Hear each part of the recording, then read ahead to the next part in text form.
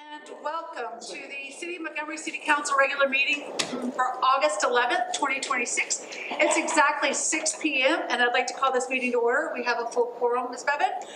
And I'd like to remind everybody to turn their phones off or down so that we are not disturbed and everyone here can listen to the meeting equally. With that, if you please rise and Mr. Donaldson, give the invocation. Heavenly Father, thank you for this another opportunity, Father, to serve the citizens of Montgomery. Father, to give us the wisdom and knowledge, Father, to do what's right for the citizens in our local government. I thank you, Father, for protecting our first responders in all their business, watching over our soldiers and all their efforts. And thank you, Father, for blessing the city of Montgomery. And we thank you for all of these things in Jesus' name. Amen. Amen. Pledge allegiance to the United States flag. I pledge allegiance to the flag of the United States of America and to the republic for which it stands, one nation, under God, indivisible, with liberty and justice for all. Now the Texas flag. Honor the Texas flag. I pledge allegiance to thee, Texas, one state, under God, one and indivisible. All right, next item on your agenda is number 4, citizens' comments. I have received 2 forms to speak this evening, and I will ask you to come to the podium in order that I received the request. Just as a reminder, you have 3 minutes to speak, and don't expect back and forth. It's purely for all of us to hear and for you to be on the record. With that, number 1 is Ms. Hillary Dumas. Please come forward and state your name for the record. Good evening. Hillary Dumas, 8560 Majestic Lake Court, Montgomery, Texas. I'm actually here regarding an agenda item that occurred at the previous meeting on the 28th, Tuesday, and it was regarding a feasibility study for cottage greens. This property lies within what was previously the planned development, and while that planned development has expired, we would say we still have some architectural oversight, or at least the intent of the planned development would still be there. It didn't just disappear. People purchased property within that district knowing that there was some oversight. In the past, our oversight and our requirements were stricter than the city could be, just mostly because the ordinances are kind of outdated. So as I don't know where that stands now, more recent city engineers have said that we have no oversight, whether it's with the city or whomever it is, but that cottage green development has occurred in numerous cities or areas around us, and I would just encourage City Council to take a look at that product. One of the things, we've done several residential neighborhoods within Montgomery, and there are things we'd do again and things that we wouldn't do again, but one of the things I can definitively say we did well was the masonry requirements, and we held everybody to 85% or more. Even when that meant that we were holding lots longer. Some of the big national builders don't want to do that. They wanted smaller lots. They wanted 40-foot lots. They wanted very small masonry requirements, and we held that ground. And so the surrounding neighborhoods to Town Creek Crossing, Estates of Lake Creek Village, all have those masonry requirements. In some cases, a single story, maybe 100% masonry. Cottage Green is, at least their previous products are 180 degrees the opposite of that, and long term that is not necessarily a look that holds up well. It is not necessarily something that adds value to the surrounding properties or even the city. And so however that project, however that oversight goes, I would just encourage City Council and city staff to keep that in mind, because a lot of the people bought deed restricted neighborhoods and homes with those requirements, and to have a product that is vastly different isn't necessarily a benefit or helps the overall city long-term. So nothing controversial. Thank you guys. All right, number 2 is Scott Love. If you'd please come forward, state your name and address for the record, and you are here for agenda item number 8. Scott Love, I reside at 820 Caroline Street, just over here by the park. I'm here just to read a simple impact statement in regard to a proposed development that's supposed to be here. So, And speaking regarding the long-term multifamily rental development that will be proposed for 900 Caroline Street adjacent to Cedar Break Park in the very heart of our historic district. In a bit, Mr. Cheatham, or representative, will present a proposal for 900 Caroline Street, residential development, which will consist of 2 long-term multifamily housing rental developments in our historic district. In order to do this, we have to seek a variance from R1 single-family housing to R2 multifamily structural housing. I'm here because I adamantly oppose this, and I'm opposed to the proposal and the variance change. I want the council to clearly understand that the project being proposed is in every definition and functional use an apartment complex.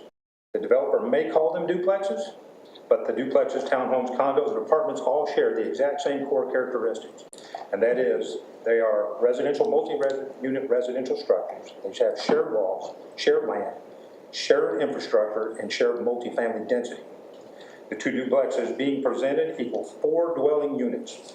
And with a national average of 2 vehicles per household, the project should reasonably accommodate a minimum of 8 or more vehicles in design. Instead, the design of this one only provides for a 2-car garage per duplex, leaving half the intended residence without any on-site parking in turn. This guarantees overflow. That overflow will not magically disappear. Where that overflow is going to go is directly into Cedar Break Park. What that is going to do is going to displace park users and push apartment level congestion into the historic district. While the intent today may be that a single multi-generational family will rent the entirety of one structure, the scenario cannot be guaranteed and does not logically or statistically fit the long-term rental model consistent with multifamily housing units. This development that is designed cannot meet the basic parking needs of the residents that it will likely hold. It is a multifamily apartment complex. It is fundamentally incompatible in its design, intent, and historic protections of the district. Allowing this multifamily rental development would be fundamentally destructive to the character, identity, and visual integrity of the neighborhood. The historic district is defined by its cohesive charm, its walkability, and its historic authenticity that residents and visitors alike value. These proposed long-term multifamily rental structures will introduce greater density, increased traffic, modern pressures on the city, and directly conflict with the established historic pattern. The presence would permanently alter the look and feel of the historic district, erode the very qualities of the reason the Historic Preservation Ordinance was created. Rental-based multifamily developments often bring high turnover, reduced investment, and property upkeep in the long term, and a lack of long-term accountability. These conditions have repeatedly been shown to degrade neighborhood cohesion and accelerate the decline of community standards, a long-term outcome that is fundamentally incompatible with our preservation of our historic district. Mr. Cheatham will represent. He will try to make several arguments here coming up in his favor, namely the Magnolia House. He will claim that the cottage in the back represents multifamily housing, a home that was built in 1855. He'll also claim that the Caroline House also represents multifamily housing, a home that was built somewhere 1855. He'll also use the home on the corner of Eugenia and Caroline, an actual duplex, but is not used in that model. You have just a few more sentences, so go ahead. Okay. I'll get past that part of it. I'm just going to hit my last statement.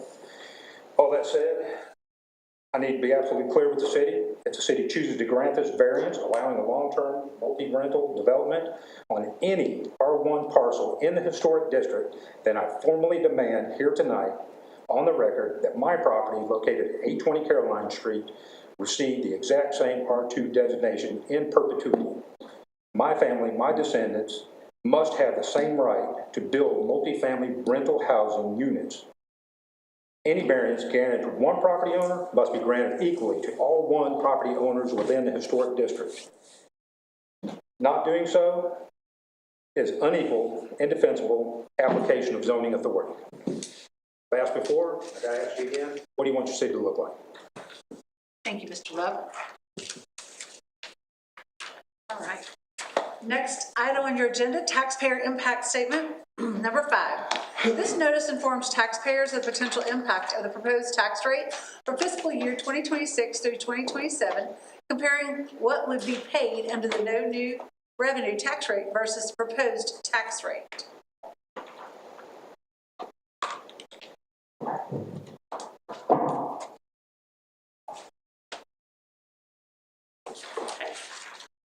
Moving on to item number 6. Presentation and discussion by John Stevens of the McFate Group regarding the proposed interior design of the Municipal Complex.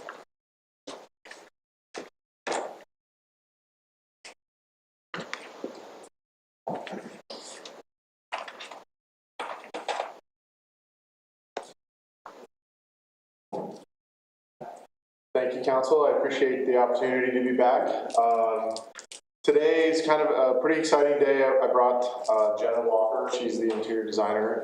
So today you'll see a variety of some materials, some interior renderings. We also have Lawson, the CM here to answer any questions. I'm going to give just a quick update as the process of what we've been doing for the last few months or so.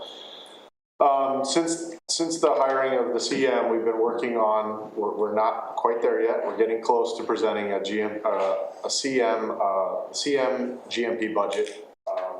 We're probably a week or so away. We're working with Brent, Chief, and Telipson on that. So there'll be more on the budget coming very, very soon. We've been working on some clarifications. Some of the things that have happened in the last about a month or so, we finally got geotech report. We've been dealing with soil conditions out there, a lot of which was totally unexpected. For the interior of the Jim's Hardware building, the initial report came back. I'm done.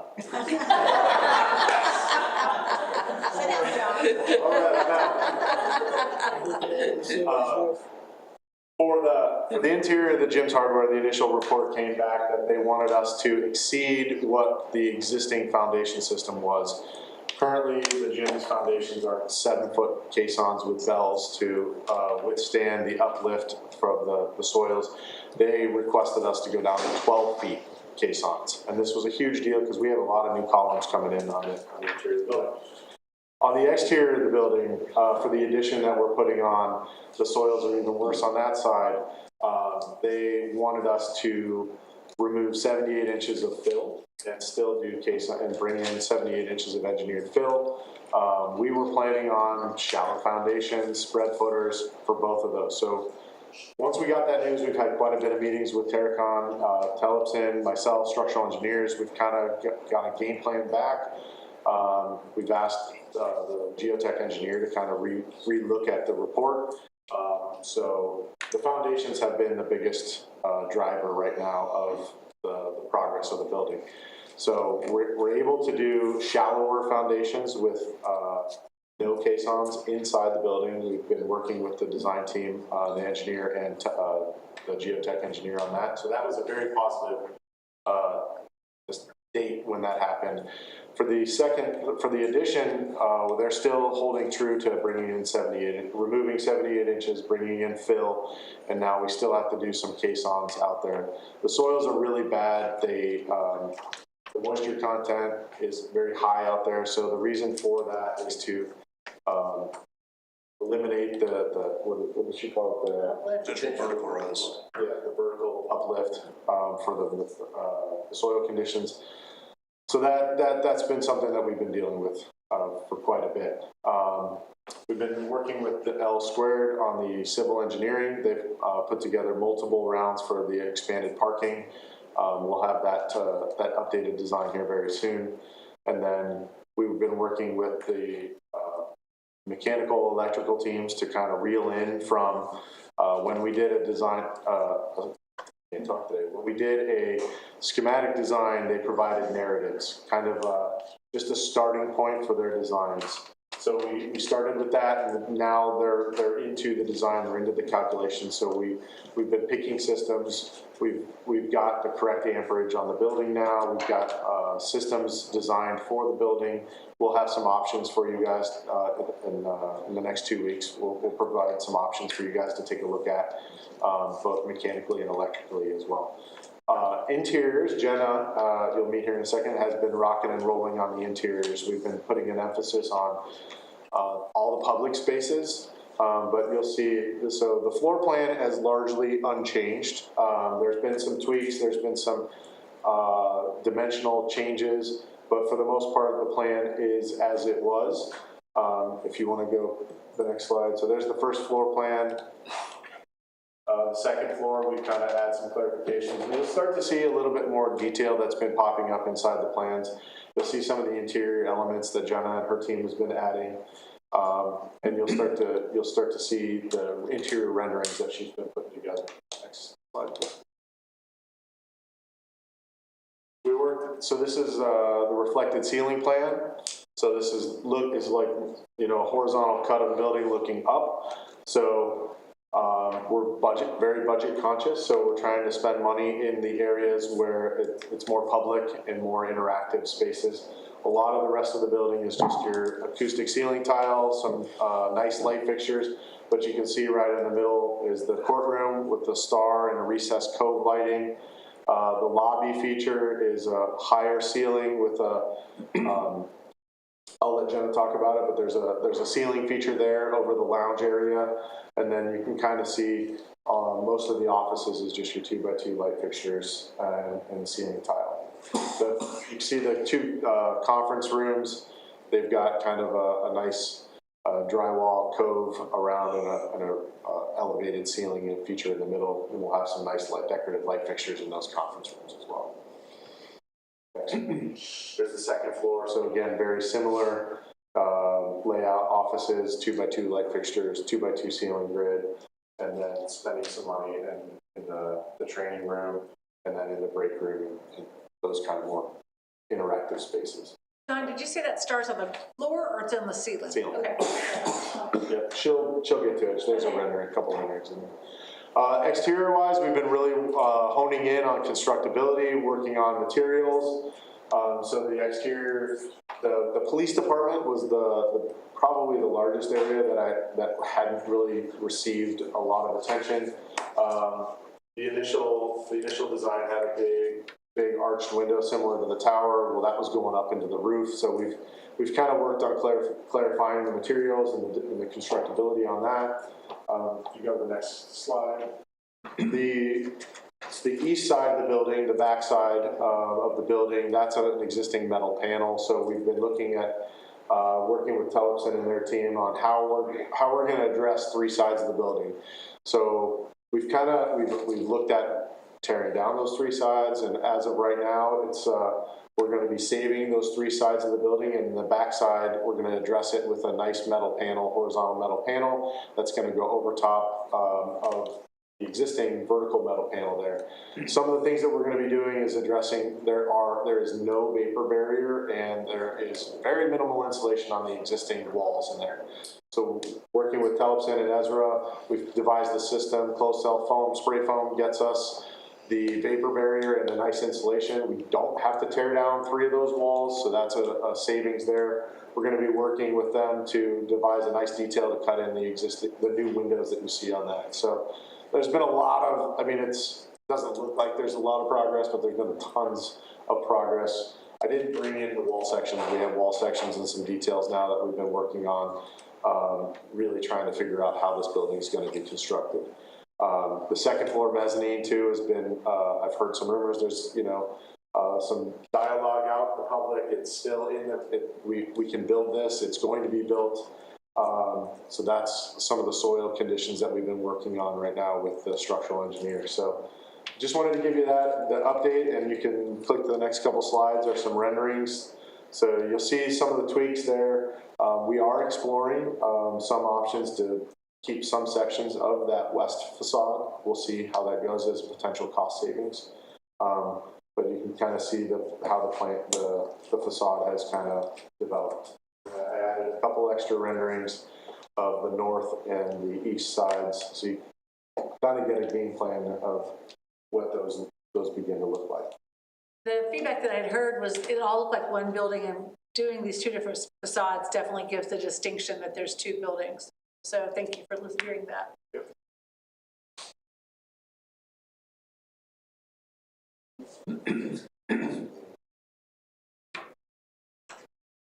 So there's the north side of the building. Again, it's look from constructability, and we're just looking at all costs. You know, that's one of the sides that we believe we're able to salvage and keep the three sides of the building.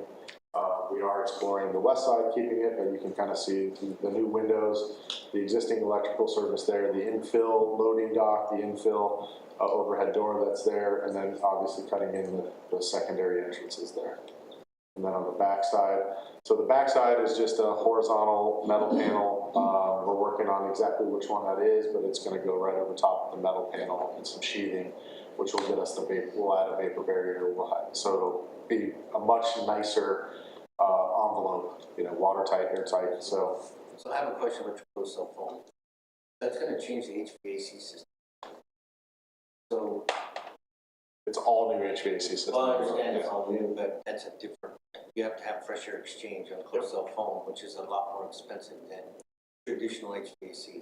So we're working through that. It's all you know, a balance of, you know, we're working closely with Lawson to kind of figure out the cost savings on that. So we think right now keeping the three sides of the building and doing the closed cell gets us, you know, the right kind of pricing point. So we'll be able to provide those details for you guys when we present the budget. But those are all conversations, Casey, we've had, and we're looking at the different kind of options. So with that, I'm going to let Jenna show you the interiors and kind of run through it. So Jenna Walker. Thank you so much for having me tonight. I'm very excited to be here and start to share some of the interior ideas that we have for the project. So as John said, I'm Jenna Walker. I'm an interior designer and an architectural historian, and I really focus on spaces that tell the story of a community. So your project is absolutely falls into that space where you have this incredible history in your community, and we're bringing that into this new building to create a space that not only the staff and people who are in the building every day are proud of, but the community themselves really feel proud of. So I wanted to start out by sharing some conceptual imagery and ideas that we had shared with the committee early on. So we started in with just really high-level existing images of other projects to talk about what types of features. So this was just a high-level look, and if you want to switch to the next page, then we started to really look at the feel. So what I like to do is think about the narrative of the place and tell the story of the people. We want to think about how the architecture of the building, the people, and all the things in it are going to work together to create a space that's supportive for everyone. So we really dug deep into the history of your community and the landscapes and everything around you to create this kind of overall feeling. We want that feeling to kind of pull through the space. So if you can go to the next slide. That kind of moved us into the color direction. We immediately felt that the importance of the Texas flag and the color palette surrounding that, and also being the 250th anniversary of our nation, the red, white, and blue kind of started to percolate up as an accent throughout the space that really was meaningful to the community and is something that has longevity. It's not trendy. We know we do a lot of community spaces. These buildings are not renovated for every 20 to 30 years. Not every 3 to 5 years like a hospitality space. So we really want something that is traditional and has that longevity. Go to the next slide. So taking the drawings that John shared, these are the floor finished plans. So as he mentioned, we're still working through slab conditions. So right now you can see as you come into the space, there's some different hatch patterns. We're showing LVT, a wood look LVT currently in the main lobby and down the corridor and into the police department corridor. That will likely, hopefully, be polished concrete if we can have slab conditions that support that, because we want something that has the longevity. There are new technologies in the LVT that have a 20-year lifetime now, but our preference is going to actually be the concrete. We will have an inset area rug, and we have samples up here. I'm happy to stay after and walk through samples in more detail and point out individual images or individual samples for specific spaces when we have the ability to look at the table closer. But there'll be an inset rug and there outside of for some seating, and we're doing that to kind of bring that space. It's a large volume of space. We wanted to create an area where people can come in and wait and feel comfortable while they're waiting to do their business or come into a meeting. Then as we go into the staff spaces, we have carpet throughout, and that's really to help with acoustic. There's a lot of private conversations and important things happening within the building, so we want to have that acoustic. So we have carpet throughout. We've got a couple different kinds of carpet to delineate spaces, so you'll see that the courthouse and chambers has a different carpet, the conference rooms have a different carpet, and then there's a general carpet used throughout. They all work really well together and feel like a cohesive palette. We have tile in the toilet rooms and the locker rooms. And then we have rubber athletic flooring shown in the fitness rooms.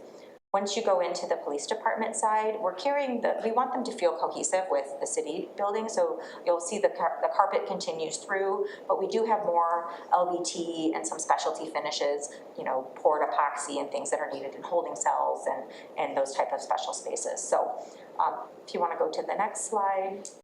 High level on the second floor, this is primarily carpet. We've got LVT in storage rooms, but otherwise everything upstairs is pretty much carpet other than the toilet rooms, which are the porcelain tile again. Next, please. So these are furniture plans, but these were initial furniture plans. We had a really great experience walking the building today and meeting with a lot of staff members to talk through what's their daily lives, what are they doing, what do they need to access on a daily basis versus what can go in storage. So we'll be refining these significantly over the coming weeks. But generally you come in, we have the seating area within the lobby. We've got 3 windows now at each the building department, permits, utilities, as well as the clerks for the court when you come in through the main lobby. And then we've got the offices to support staff. We have our council chambers, which we'll look at some renderings. We also included a couple spaces for staff. We know from research that working in any job with the public, really working in any job in this world today, people get really stressed. So we have a couple areas where staff can go during their break time and really feel supported and have a space to step away so they're not feeling like they have to work every minute of every day. So they have a nice break room that they'll be able to go into. And then we have, once we go into the PD side, we've got another separate lobby for them with some seating. And then the briefing space, we'll be updating that for what we spoke with Chief today on some details there. We do have a fitness area and lockers to support the police department, and then a variety of different types of specialty spaces, and we're working through the programming for furniture for those. And the last, John? We are working with the staff here to identify furniture pieces that we're going to keep versus some furniture pieces that we're going to have to buy. And those will be also options that we'll present to the council as well. So yes, and I'll add to that to say, as an interior designer, furniture is a big part of what I do every day. And furniture can cost 20 to 40% of a project, and it's not part of the construction budget that you're seeing. So it's something we want to ensure it's on your radar. The more that you can reuse, the better. But we want to make sure that we're planning ahead, and anything that we're going to use as existing, we'll tag that. So when you're ready to send a furniture package out, you'll be able to clearly identify what needs to be new versus what's going to be reused.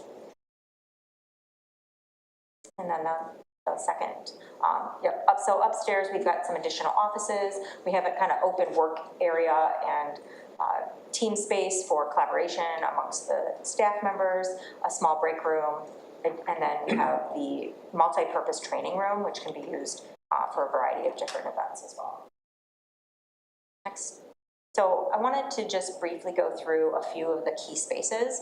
So what we're trying to do in the general areas is have a nice, clean, simple palette that's very neutral, that can continue everywhere.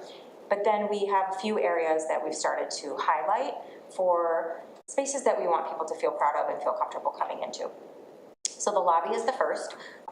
The furniture style is not important. These are just placeholder standard furniture pieces, but the general layout is having some seating with some chairs and sofas underneath this overhang.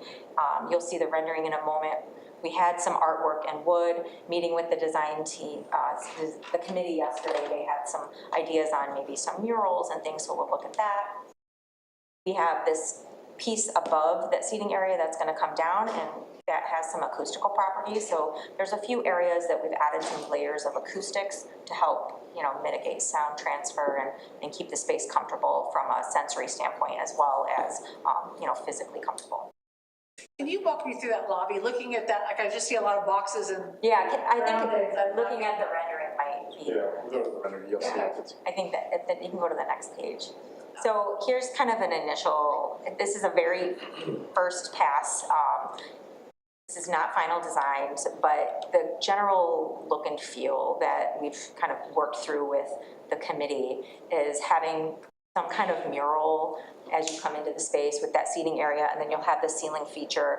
And we've kind of used some color blocking of that red, white, and blue of the flag to, in an abstract way, for that ceiling feature, to kind of pull that ceiling down. And then we've added some wood texture on the walls to help draw attention to the windows. And then we'll have space for ample storage, display of the different, there's so many beautiful pieces of artwork and historic photos that we'll want to display around both the chamber as well as the lobby and the corridor down to the toilet rooms. There's space for that as well. So again, this is not exactly what you're going to see. We're wanting today to share initial ideas to get feedback and start to hear your thoughts on where this is going. Yesterday we had, just so full transparency, we had kind of wrapping the wood around, and we wrapped the wood up and had a couple pieces of artwork, and the conversation was, boy, it would really be nice. We have this big wall. It'd be nice to have some sort of mural. So this is just the map. So, you know, that mural could be an art piece. We could bring the wood back. We could have more framed art. You know, it was just more of a representation of kind of the conversation that we had. And then we also heard too about certain color palettes that we had. So I had originally had more of a camel leather. I was quickly educated that anything with a burnt orange undertone is not allowed, and it's not burgundy. So I apologize. I have learned my lesson, and I did have those with me, because so I knew. I was not offended. So, and just a quick note, we did the mural, obviously that's a very quick rendition of it, but John and I expressed, we are a little concerned about putting any historical artifacts in that lobby with all that sunlight. Even if you use a UV protective glass within your frames, you're risking those artifacts. So we would much rather see those in interior spaces protected, and then we can always create, you know, digital representations and things to still bring that flavor and that important characteristic to this public space. you have questions? I just needed to be reminded what type of flooring we're going to have in the lobby. So right now we're showing, for a budget, we put in the LVT for that, which is a luxury vinyl tile. So it's a faux wood look, heavy density vinyl. And it looked, so we walked through different wood tones also with the committee, and we landed on like a natural white oak. So you'll see kind of a natural white oak throughout for all the wood tones. If we can do polished concrete though, this will be removed. This is just a placeholder. So it will be this if we can't do polished concrete, but we'd like to do polished concrete. What's the lifespan of that? This is a 15 to 20 year for these higher millware layers. So you can get this very, very inexpensive and very thin, but you can also get it more engineered for these high use spaces. The concrete is just that. It's every day, and it's less expensive, correct? Yes. And so Yep. Yeah, that's fine, yeah, I know. we kind of instructed Jenna to show it for now, just Sure. because initially we weren't sure how much of that slab we were going to be able to save, if any. And now, in talking with Telpson and the guys, probably 90% of that slab's coming out. So it's more realistic that it's going to be polished concrete. Yeah, So it's a new slab. the new slab will be able to have a really nice level finish in that area. And then this is our inside rug. We'll sit within that. That has a little bit of that pattern, that red, white, and blue start, those hints of color. My question is about the walk-up windows. Whatever that is. Go back. Go back one.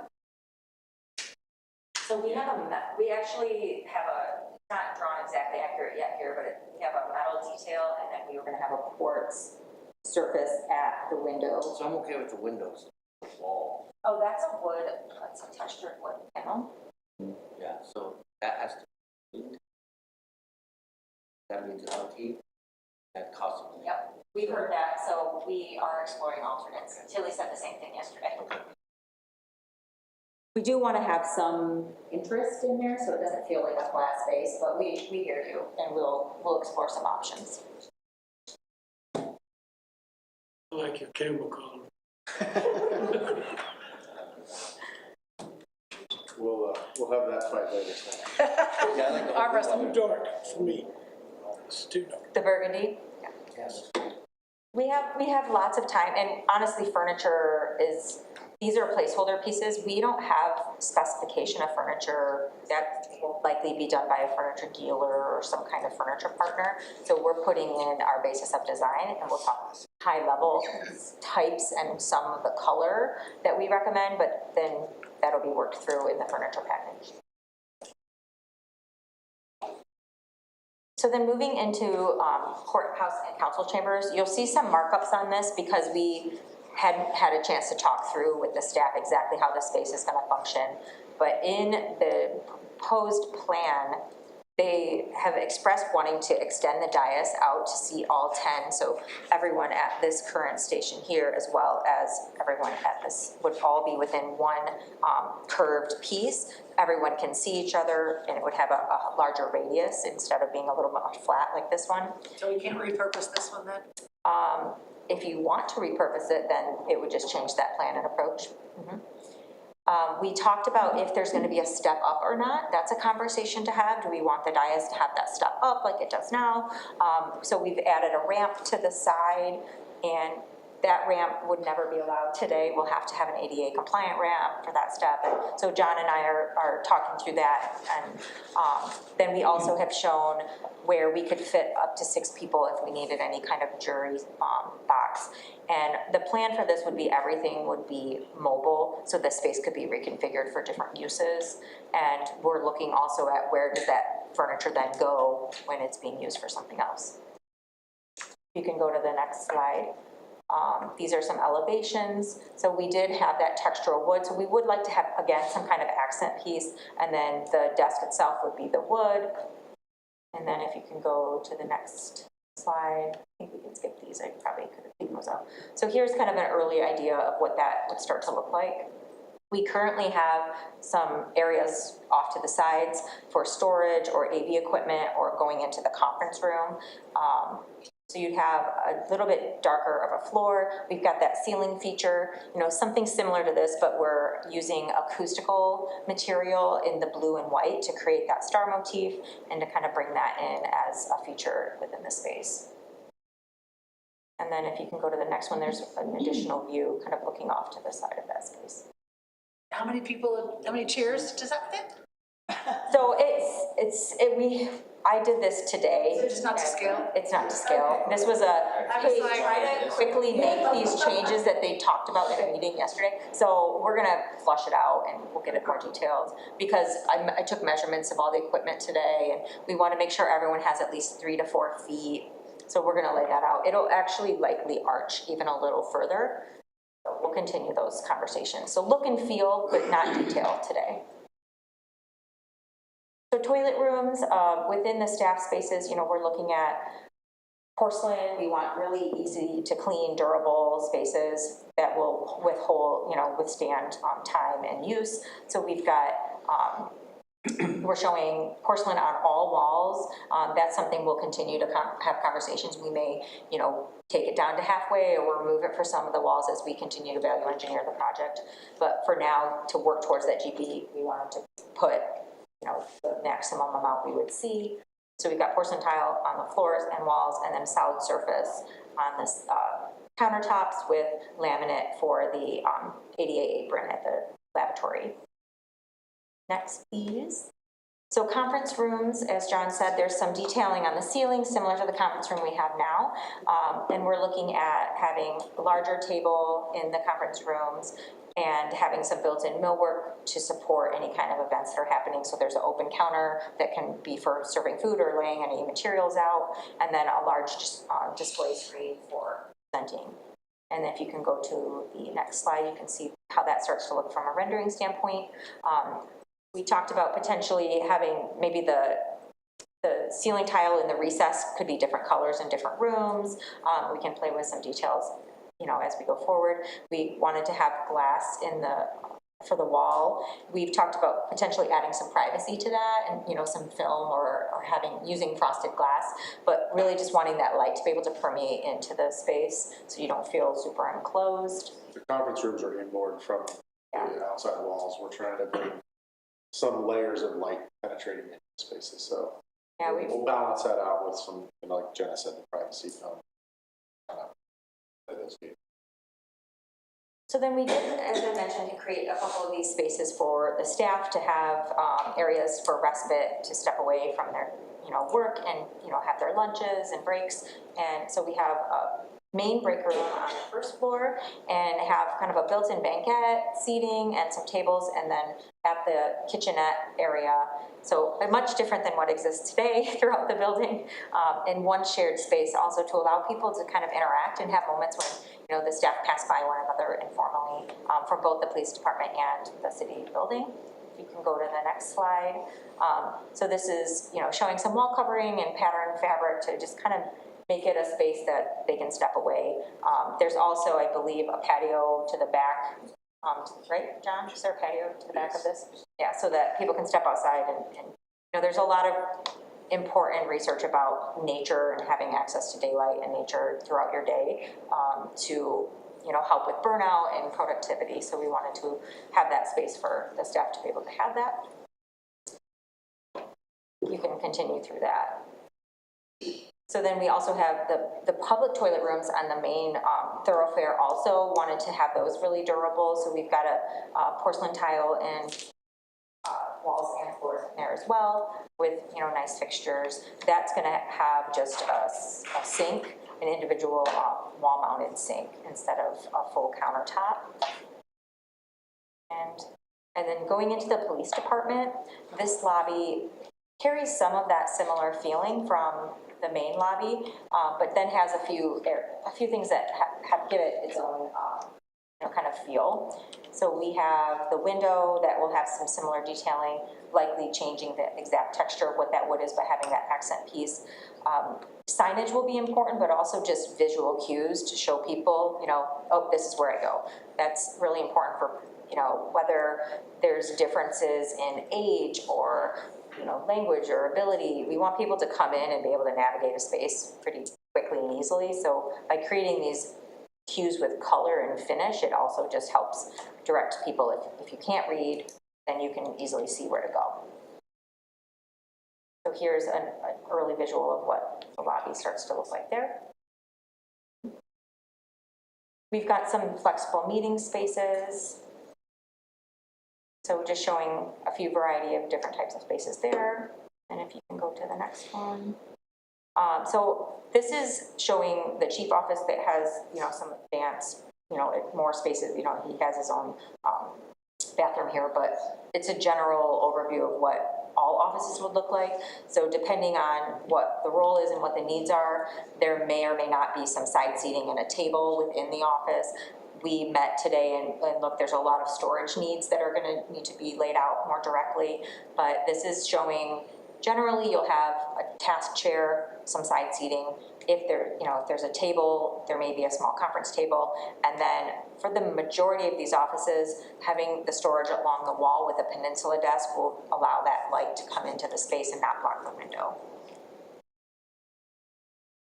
And then this last area is the open print area up in the second floor. So this is that open work area where people from any department can go and have, you know, all the tools that they need in some areas to have informal touchdown meetings and things as well. If you can go to the next slide. This shows kind of what that rendering looks like. We also punched a window. That's the old lobby, John. That window is supposed to be looking into the lobby. So that light from that space can, and the large volume from the lobby space can get into that upper area.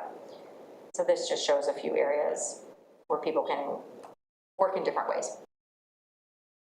And that's it. So Any questions? Yeah, a question on the flooring of the common walkways inside the station. I think you showed it as carpet.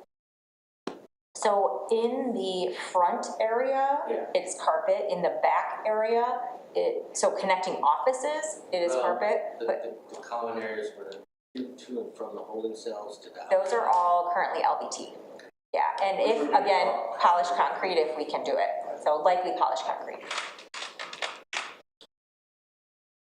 Any other questions? Well, we're happy to stick around if anyone wants to look at anything further. Otherwise, we'll have lots of development over the coming months. Thank you so much. Thank you. All right. Number 7 on your agenda, presentation and discussion regarding a proposal from a waste collection company to modernize commercial trash collection operations. Hello, Ms. Tilly. Good evening. So I know we've had a common question downtown regarding how are we going to handle the dumpsters and trash receptacles. We have here Mr. Matthew Young. He is going to show you a system called self-contained, and it might be a nice new idea for possibly resolving the questions that we have and how we would handle trash. Mr. Matthew Young. Hello, City Council. Thank you for the opportunity to speak here. Hi, my name is Matthew Young. This is my assistant, Preston. He's my son. So I purchased, this is a new franchise coming to the U.S. market that I purchased in April. I own the Houston market for self-contained. The company's been around overseas in Europe for 35 years. They moved into North America and Canada 25 years ago by the daughter and her husband. And they decided to bring it to the U.S. as of October of last year and do it as a franchise model in the U.S. So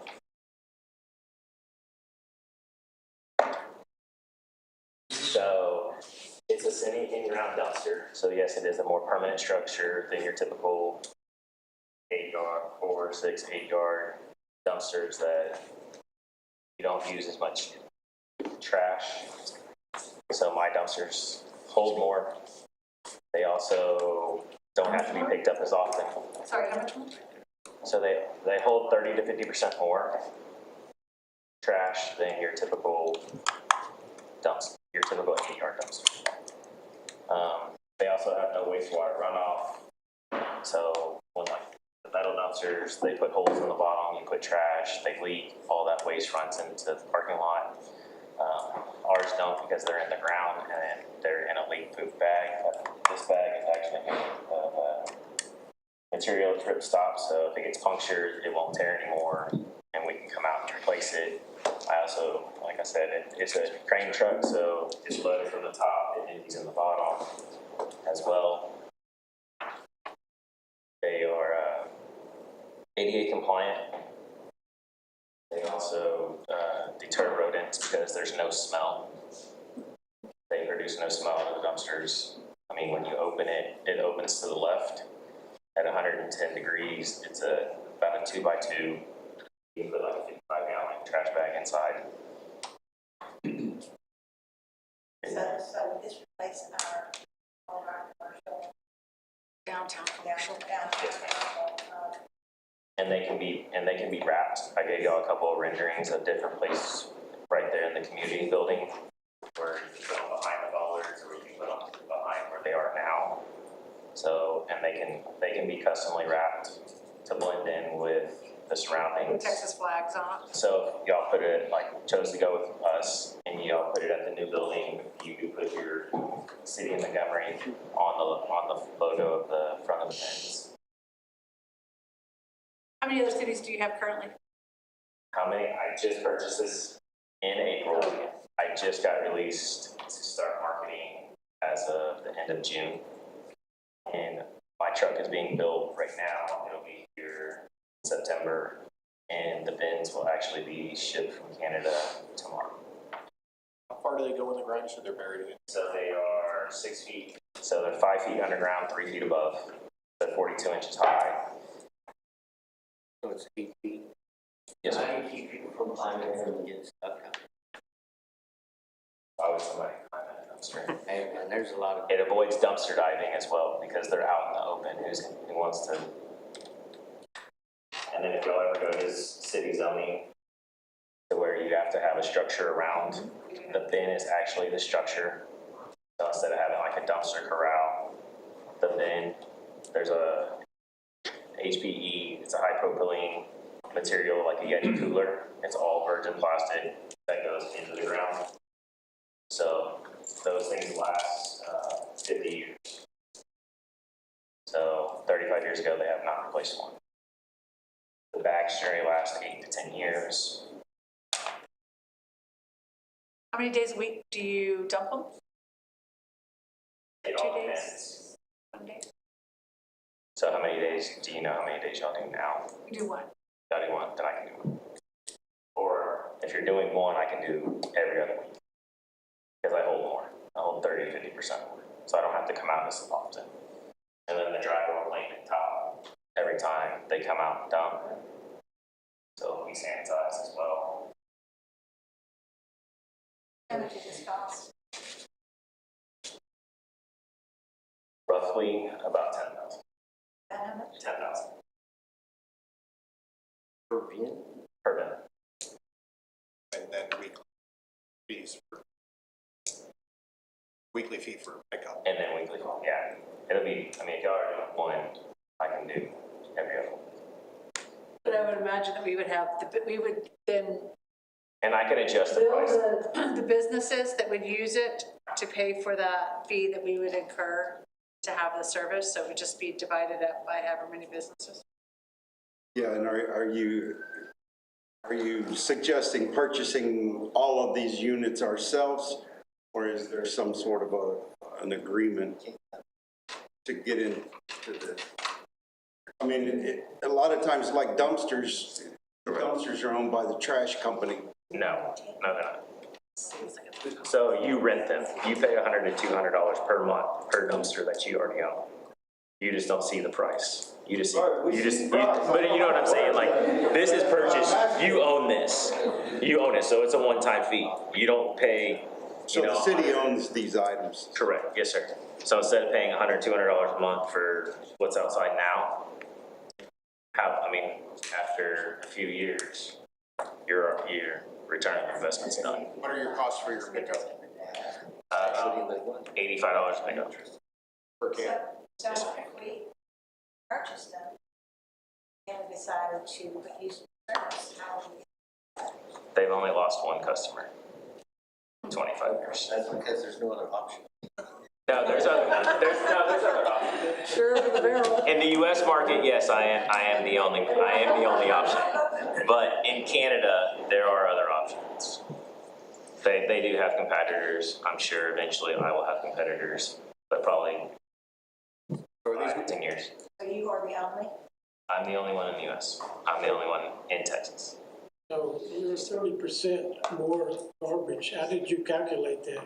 Because it's just bigger than the normal. So they naturally compact. So you're loading from the top. So when you put waste, it pushes the air out, and you put waste on top of waste. And the way that the bins are designed, it naturally compacts. Okay, So well, they I guess hold. on my next point, you say they naturally compact. Due to Talking gravity. about gravity or? Yes, sir. Okay. And the way the bins are designed.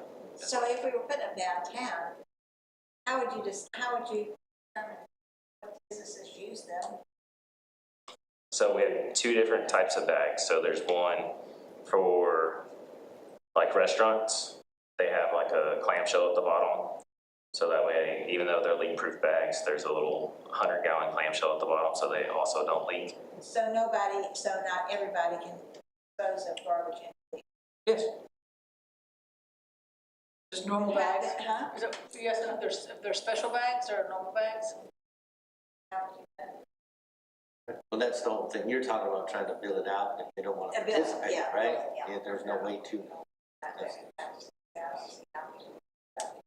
I love the idea. The challenge is gonna be even when we looked at dumpsters or any other way, we don't have right of way to put things. Right. You know, so then you're back into the private, Yeah, they have to volunteer. which never works very good.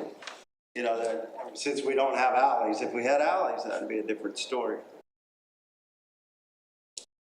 Initially, I was looking at this, if like it's just a community trash can, just for people walking by, is that?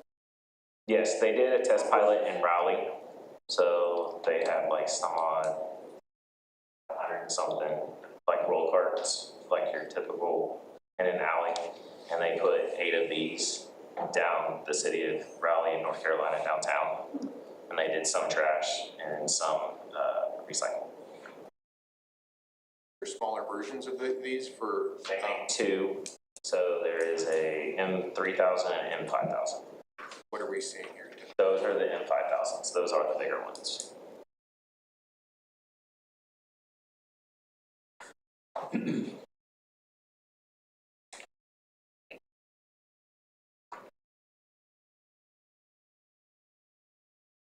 Any other questions? So you're saying in 35 years, they've only lost one customer? In Canada, they've lost 1 customer in 25 years. And what was the reason? They actually, well, yeah, they lost 2. 1 came back within like 6 months, and I don't know the other reason. Okay, I didn't ask. just curious.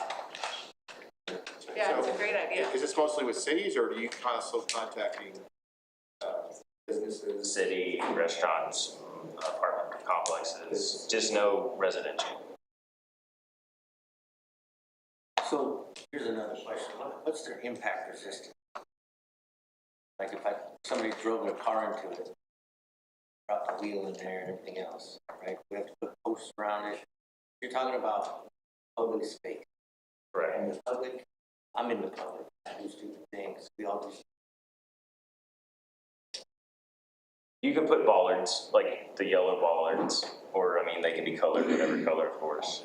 You need to set them in front, like how I said. One of the pictures I put behind the bollards.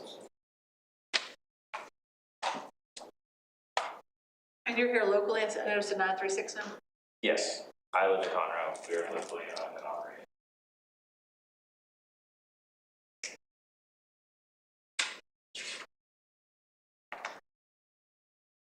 Do I have any other questions? Yeah, it is. Cool. Thank you so very much. We Thanks appreciate for your it. time. All right, item number 8, presentation and discussion regarding a proposed residential development located at 900 Caroline Street in the Historic Preservation District, including proposed lot split, rezoning from R1 single family residential to R2 multifamily residential, setback variance request, and construction of 2 new 2-family dwellings. Ms. Tilly. The applicant CNC Partnership is here. Mr. and Mrs. Cheatham. They're here to present their proposed residential development on the property that is located at 900 Caroline Street. It is located in the Historic Preservation District. So the purpose of this presentation is to get the City Council familiar with the proposal. It would currently include the splitting of the existing property into 2 equal lots, so going through a minor plat. They'll be rezoning the lots from R1 to R2 multifamily residential. They'll be requesting a setback variance. It's to accommodate the 2 grown, really nice looking trees along the west side of one of the properties and constructing a new 2-family dwelling on each of the newly created lots. This, on August 4th, went to the Planning and Zoning Commission to not only hear the presentation, but to also look at the proposed design of the 2-family dwelling units. The Planning and Zoning Commission did approve, and they did like a design. It met all the architectural design requirements based on the historical design standard guidelines that we have in our plans. And if you have any questions for me, I can answer that. Otherwise, Mr. Cheatham is here. And, All right, come on down. Chris and Mary Cheatham. This property we've owned in the family about 30 years. It was mom and dad's intended to be their home site years ago. That didn't work out. So we've owned it for some time and carefully considered what to do with that lot. Over the years, I've looked at a number of two-family units. This particular one attracted my attention. It's actually out of Southern Living magazine, and it in all appearances looks like a single-family residence, the way the two units are. They'll be rear-loaded, 2 garages, one for each unit, and which we like to do with the alley entrance rather than have cars parked in front stacked up. So there'll be 1 covered space per unit and 1 uncovered space per unit. So we exceed the ordinance requirement for apartment parking. And I don't like to think of it as apartment. I think they've got the neighborhood. It's, I don't know what's in your packet, but it's a nice property, and we do need some help. There are 2 large old-growth oak trees on the west side of the lot that we like to preserve. So that to ask for the setback, side setback, and door 1, door 2. You know, we've been here a long time, and we know the neighborhood very well. We've done a lot here in Montgomery. Always try to respect the character of the neighborhood. I believe that these 2 units will fit very well. And there are other locations within a block or 2 of this property where there are more than there are 2-family type properties. Big tracts or separate units with the primary residence. So it's not like this is out of the ordinary for the neighborhood. Is it a back entry? Yes. Okay. We have 1 driveway on the east side to enter from the rear. And they don't have a common wall, they are completely, each unit is completely separate. So they're freestanding. Yes. They just have a shared roof line. Yes, They do share. correct. Yeah. Okay. Just a common driveway to the back? Yes. Yeah, similar to what we did at West Side, same thing, where they have the alley entrance in the rear of those houses. So the variance would be not only for the zoning, but also on your build lines, 5 foot off? Yes, that's to try to save 2. We can make it fit, but we'll lose 2 old-growth trees on the west side of the property. Okay, that's the 17 foot. Yes, correct.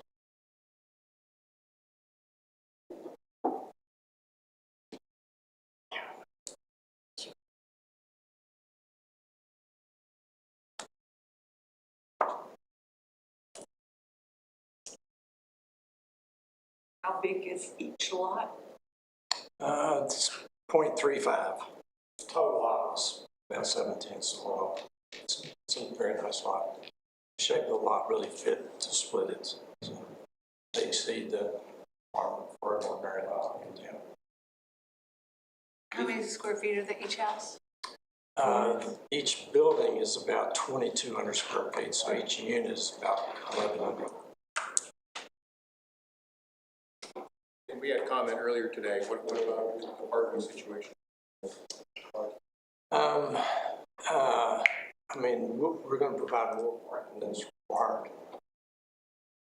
How many parkings are you having? 2 per unit, so we have 8 total designated, 2 for each. Is that a garage or outside parking? 1 garage, 1 outside. Yes, absolutely. Yeah, that was brought out. Just not just east of that house, basically. It's not quite the same thing, but Smith Owen. It's a duplex, 2-family unit, yeah. Really, there's You're going a 4-family. No, it's splitting the lot and building 2. 2 lots. 2 buildings. Yes, that's it.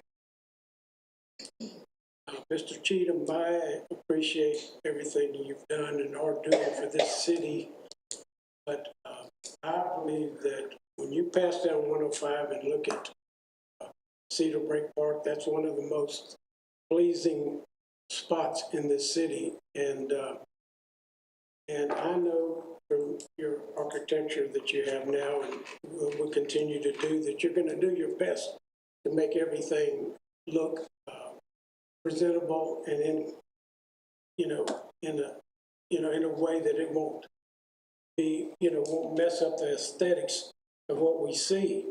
But the vision I see for the historic district is one of single-family homes. And, with the existing architecture that's surrounded Cedar Break Park, I know your building won't maybe look different, but still, I would prefer to keep it R1 residential. I just think that's the vision we need to keep in this historic district itself. It doesn't matter. I'm not trying to pick you out just because you want a multifamily, but I think that area needs to stay single family. And I just wish you would come up with another vision for that lot. It would be more smooth. Part of our thinking was that, there's a new teacher or a young single professional that would like to live in the city. Pretty limited options, affordable options for someone like that. So that's part of our thinking. We are an alternative people here, so we will maintain these properties like we do our other properties. And I believe these units will fit really very well. And they do really look like a single family residence. Yeah, I do have some conflicts about the whole thing because almost directly across the street where the Deans live, that is definitely a multifamily. Because they have, 7 floors. Next door is another multifamily Caroline house and across the street. So it's not like that it's not like it's something unusual for that street, that's for certain. Because it's already existing there. So it's just that they may not be leasing them out in that perspective, but it's still optional. I would, I agree with my fellow councilman Stan on his opinion with it. I mean, he said it eloquently without repeating what he said, but he became R1, especially being right there in front of R1. We love the park. I drive by it every day because that's where I'm around there.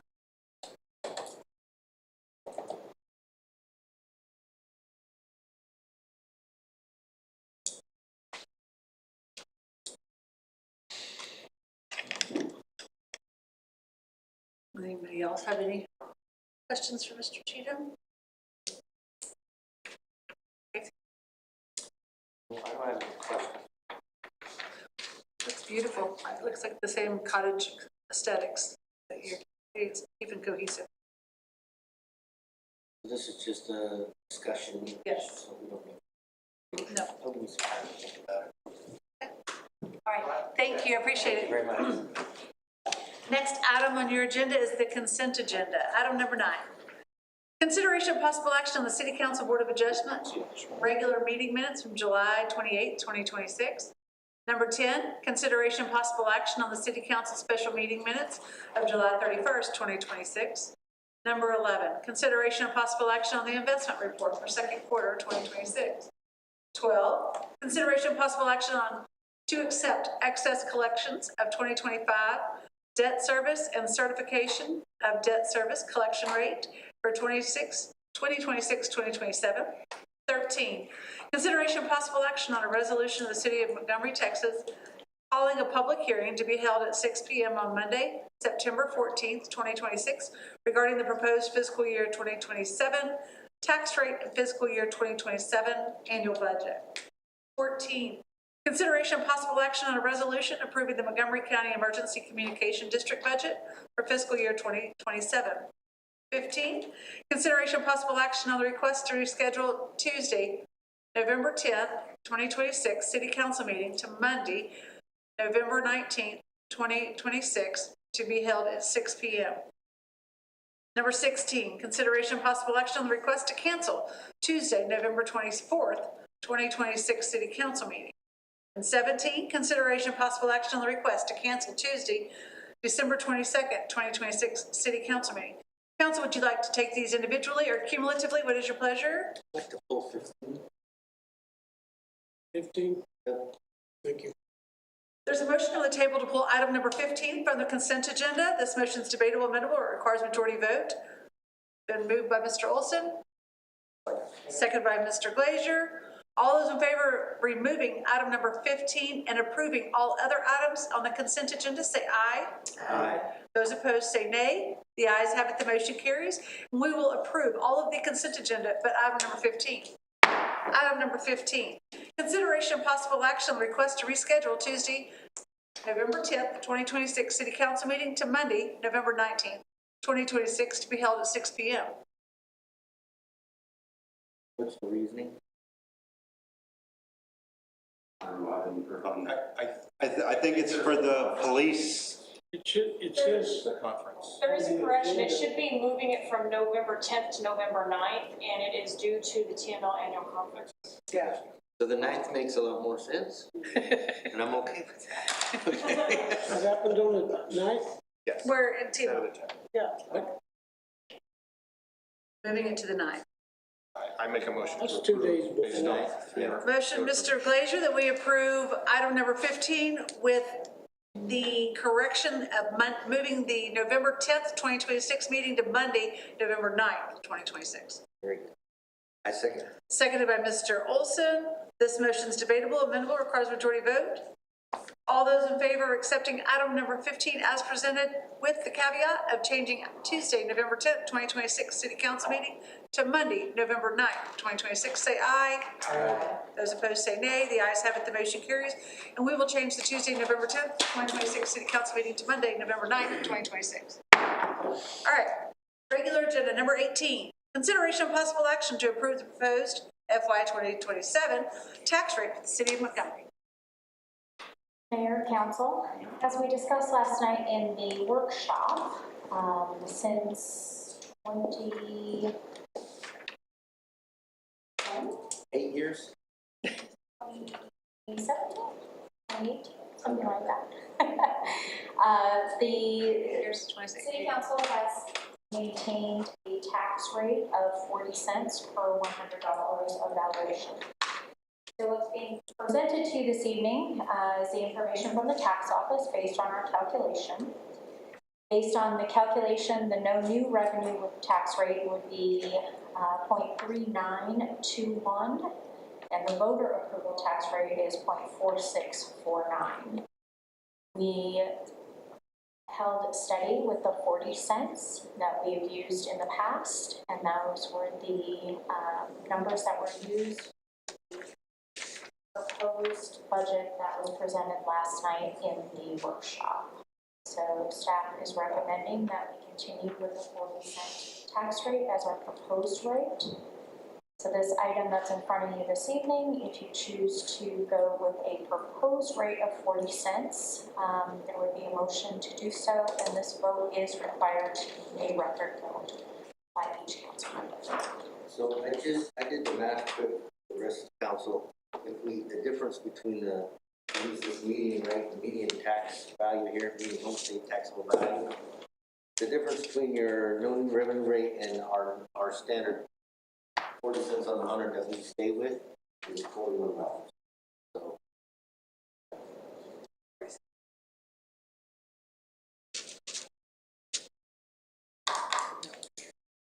I make a motion to stay with the 40 cents a 100. No, it's just It's standard. the, 40 cents a 100. okay, right, the adopted tax rate. Proposed tax rate of 40 cents. Proposed tax rate 20 cents. Motion by Mr. Olson that we adopt the proposed tax rate of 40 cents. Second. Seconded by Mr. Donaldson. This motion is debatable, amendable, requires majority vote, it's open for discussion. That's right, but still open for discussion before we vote.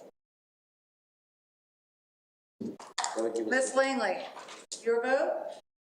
Aye. Mr. Olson? Aye. Mr. Glazier? Aye. Ms. Fox? Aye. Mr. Donaldson? Aye. Motion passes. 9 years? That is. Not going to complain. Number 19, consideration possible action to approve the proposed FY 2027 budget for the City of Montgomery.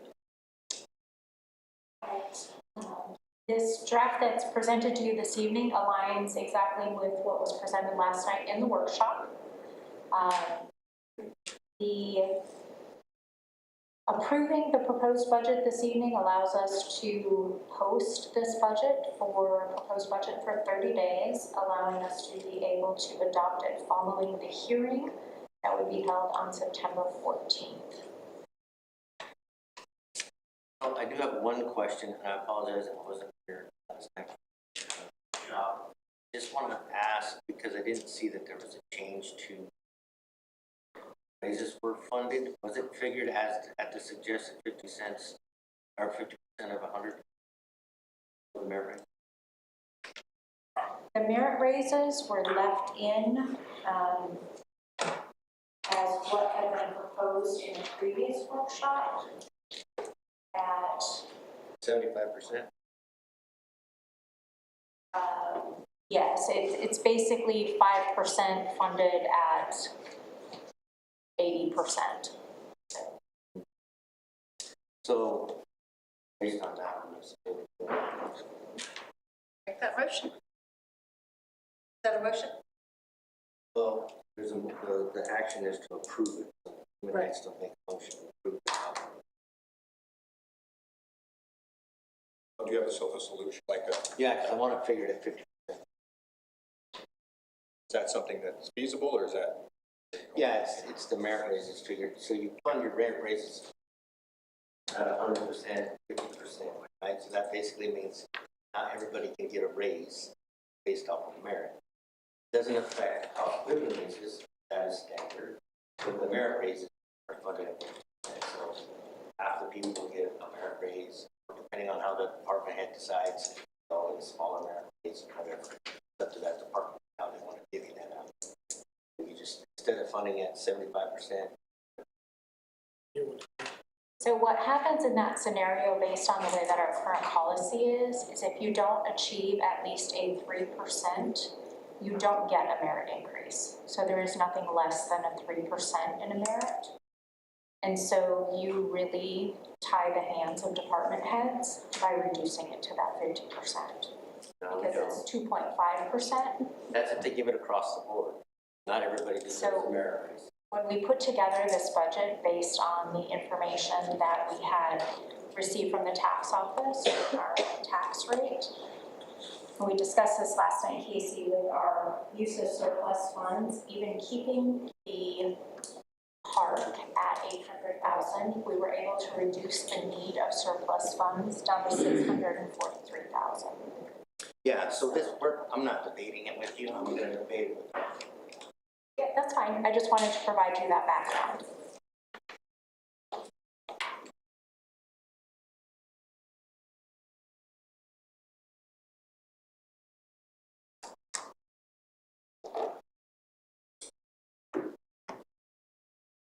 I make a motion that we accept 19 as presented. Motion by Ms. Fox that we accept item number 19 as presented.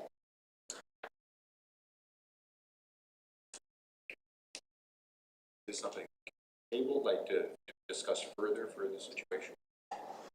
Yeah, I mean. We can, but we have to be done, this has got to be done by next month, right? So therefore. It has to be posted. Posted, yes. So, I don't know. Just refigure. Oh, that take Mary Ann. Change one So- line item from 50, Would from that- 75 to 50.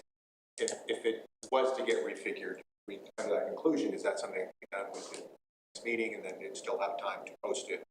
We Repost would it? not. If it's the recommendation this evening that you would want to approve the proposed budget with a change of reducing the merit pool, we would figure out those calculations and we would post the proposed budget tomorrow based on those calculations. would not be able to bring it back to you with that information before we have to post. So So it has to be posted by when? it has to be posted tomorrow. Actually, it has to be posted, Need 30 days. yeah, it has to be posted by Thursday, I believe. Look at our calculation. Friday at the latest. You think that's something that could be relooked at, or you're convinced with the way I mean, it's up to you all. If you want us to reduce payroll costs by that, we'll run the calculations and put those figures in there. It will impact the payroll cost. It will impact your workers' comp figures. It will impact the retirement rate.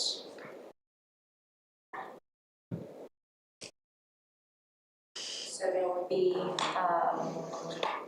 the line items that would be impacted on each department would be wages, payroll taxes, workers' comp, and retirement. So those would be the lines that would need to be recalculated and would differ from what's being presented tonight to what would be So posted as proposed. when the budget gets adopted on the 30th, or on the 1st of October, is that correct?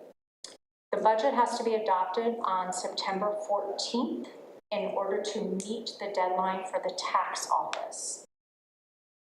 And it goes into effect on October 1st.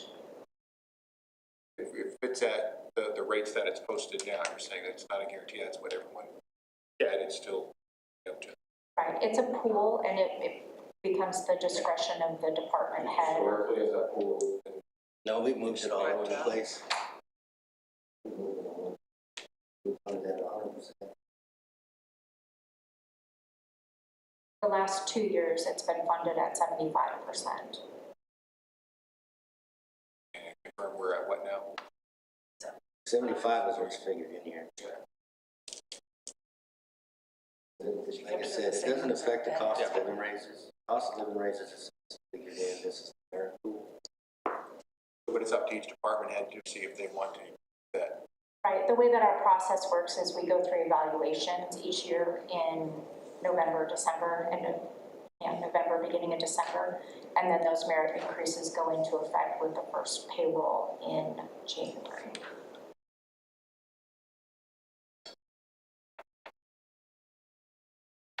Well, also look at, we have to trust our department heads or management.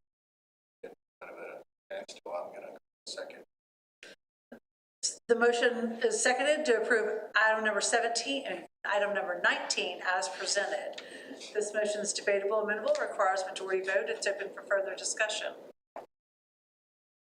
All those in favor of accepting item number 19 as presented, say aye. Aye. Those opposed, say nay. Nay. Nay. The ayes have it. The motion carries, and we will accept item number 19 as presented. Number 20, consideration of possible action of a resolution of the City Council of the City of Montgomery, Texas, requesting street construction, repair, and maintenance by Montgomery County, Texas. Mr. McElroy. Good evening, Mayor and Council. Pretty simple one. Going to request the county to repave Buffalo Springs. It's on the capital list, but we're going to go ahead and have it repaved this year, give us another couple of years. And the county they provided me with a $90,000 estimate. So we just have to send them a resolution asking for the services and promising that we have the money. 90. That's from 1097 to Lone Star Parkway. Is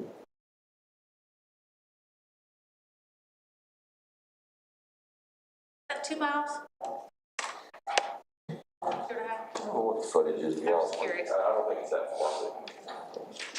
I need to do that.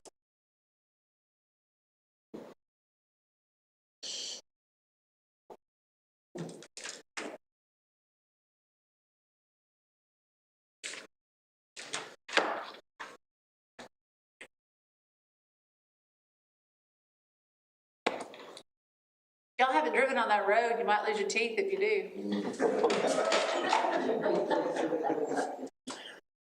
That's the reason we want to get it done now. It's our long-term look at this is converting the whole thing to concrete, like it started at Home Depot, but We want to get this done and get us through another 3 years timeframe. You think it last 3 years? Oh, yeah, absolutely. Last 3 years. Absolutely. Make a motion, we accept agenda item number 20 as presented. Motion by Mr. Donaldson, we accept item number 20 as presented, seconded by Ms. Fox. All those in favor of accepting item number 20 as presented, say aye. Aye. Those opposed say nay. The ayes have it. The motion carries, and we'll accept item number 20 as presented. 21. Thank you. Consideration possible action on the acceptance of Lawson and Simonton Waterline Loop and authorize the city administrator to sign the certificate of acceptance. Mr. Wisnowski. In your packets, you'll have a couple items for me. The highlight of this project, you remember, is the Superior Properties Development funded the upsizing of the water line along Lawson Street and connecting down to Simonton. And so that for fire flow as well as just provide improvements. Because that was an old 6-inch line, needed to get replaced, and it provides service to their development. So that project was bid and constructed. That was funded by Superior. They completed the work. We had an inspection. There were 2 punch list items that were identified at the inspection. One was removing an old traffic barrel that needed to go, and then provide us as-built drawing. They have since done those. So we recommend accepting the project, signing the certificate of acceptance, and beginning the 1-year warranty period as of July 30th, 2026.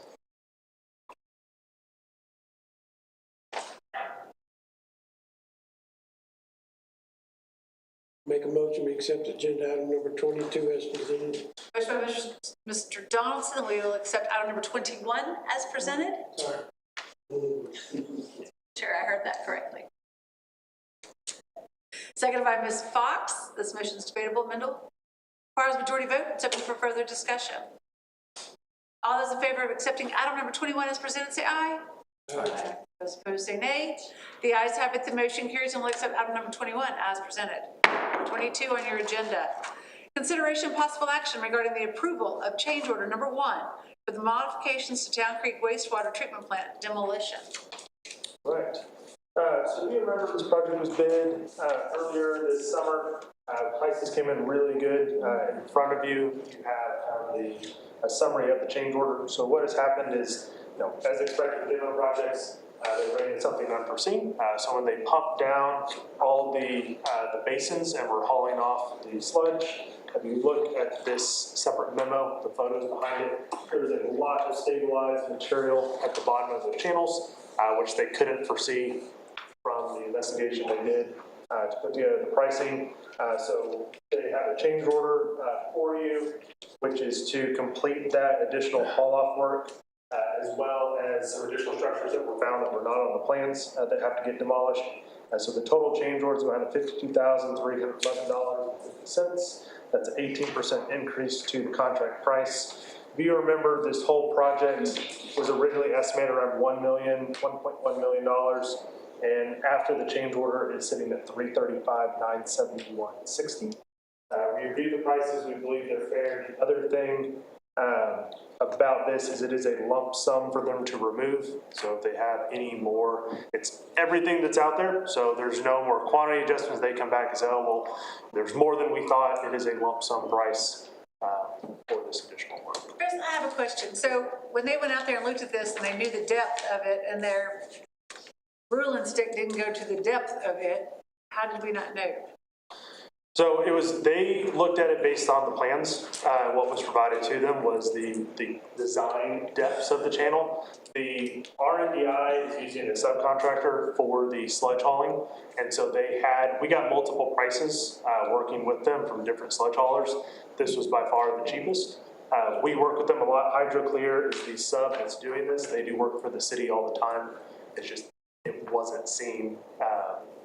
We just didn't know that was there? Or we did, but we didn't. We didn't know the extent of how stabilized it was. So their normal equipment won't get it out. And so it's additional equipment to get it out. So the bottom of that, the settlement here, is it flat or is it curved?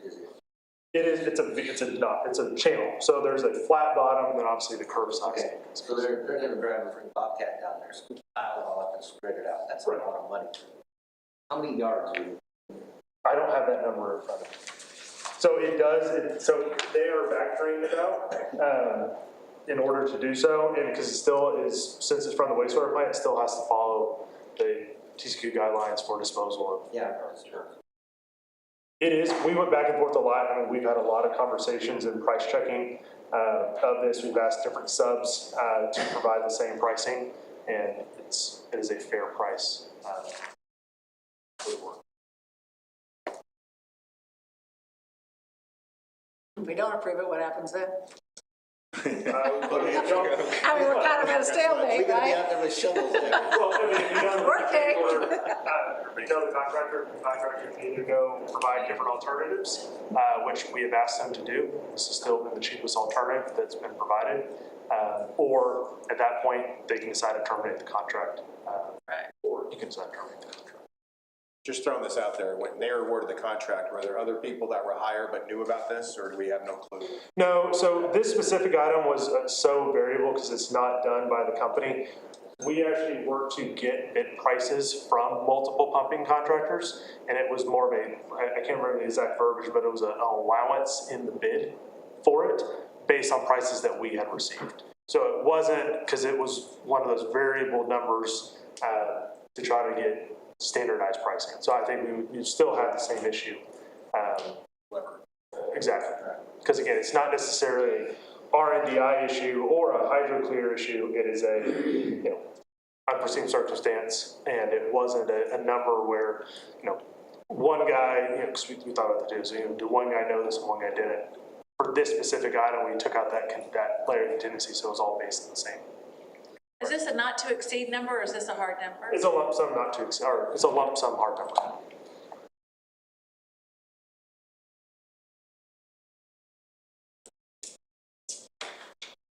I'll make a motion.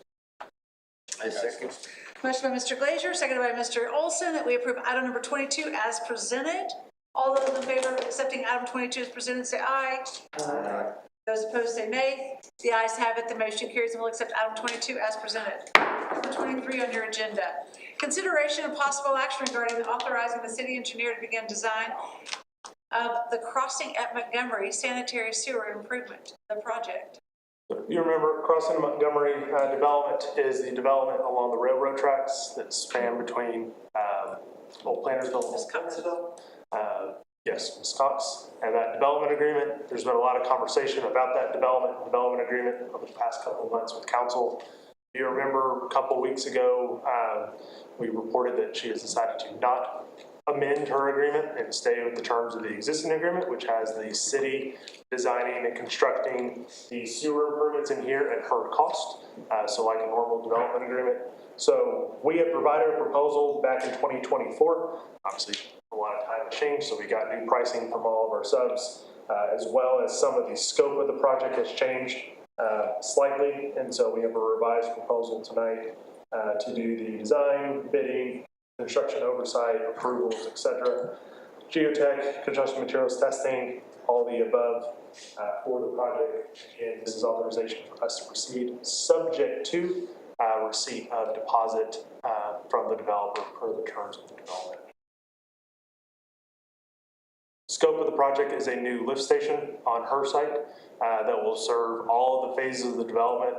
It'll also have the wet well sized for additional development to the north. It naturally drains this way, so between her and 105, so we don't have another lift station. The pumps will be just to serve her, but the structure itself will be made larger for future expansion.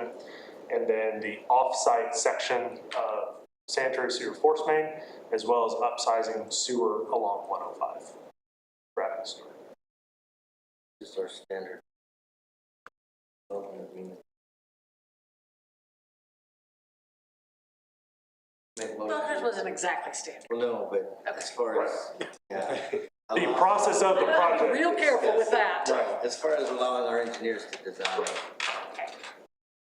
I'll make a motion to accept item 23 as presented. Motion by Mr. Olson that we accept item number 23 as presented. Seconded by Mr. Donaldson. All those in favor of accepting item number 23 as presented, say aye. Aye. Those opposed, say nay. The ayes have it. The motion carries, and we'll accept item number 23 as presented. Thank you. Staff comments and reports. Number 24, City Administrator, July 26th, monthly report. Yes, sir. What you got for us? August. We gotta love August. Everything's happening. I was gonna touch on a few things. You asked it last night, but not everybody was here. Monday, we will see the wayfinding start. They're gonna drill the holes, they're gonna put some concrete and that. The first things we'll see is the signs, you know, at the city limits.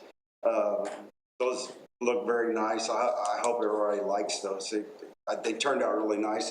We're gonna put some of the parking signs downtown and all the ones that we can. We're gonna start working through all the actual wayfinding and make sure we've got all the things pointing at the right.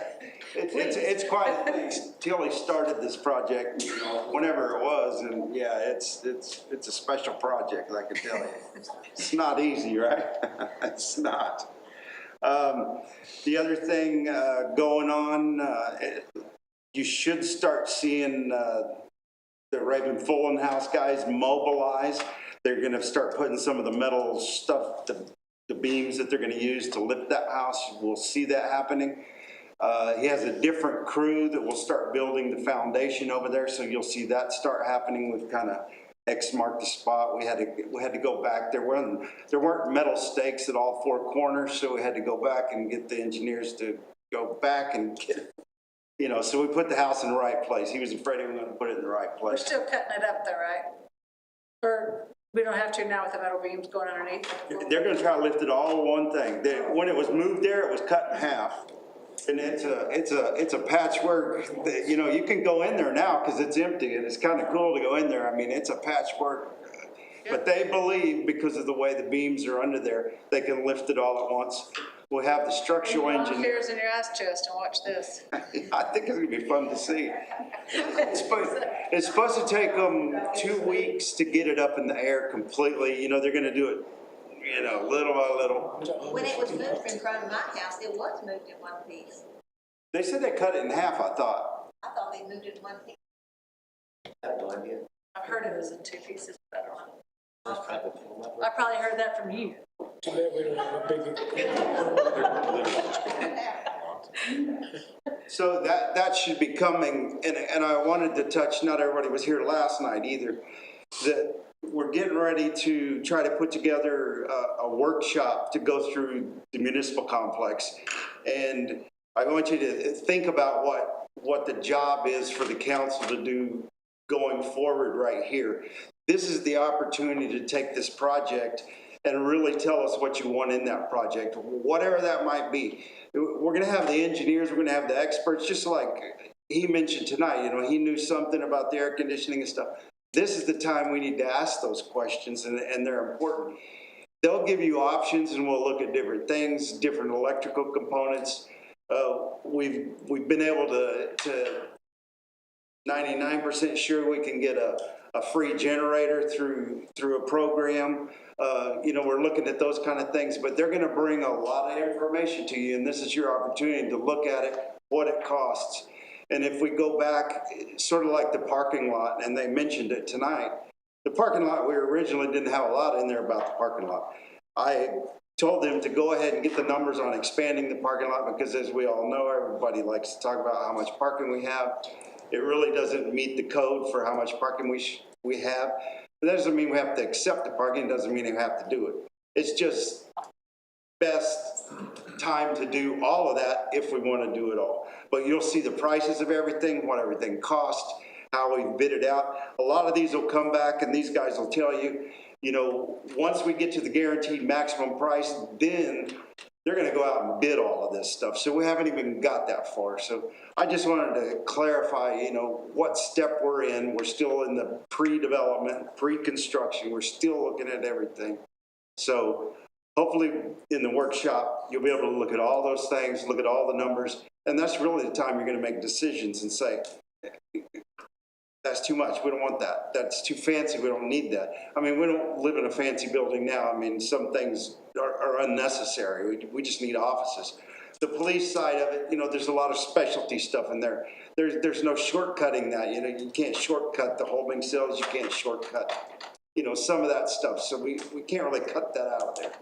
But those are the things I want you guys to, you know, look for going forward. And hopefully that workshop will get us to that answer. You know, I mean, what's really necessary, what's not, how do we want the building to look, the stuff that goes in inside.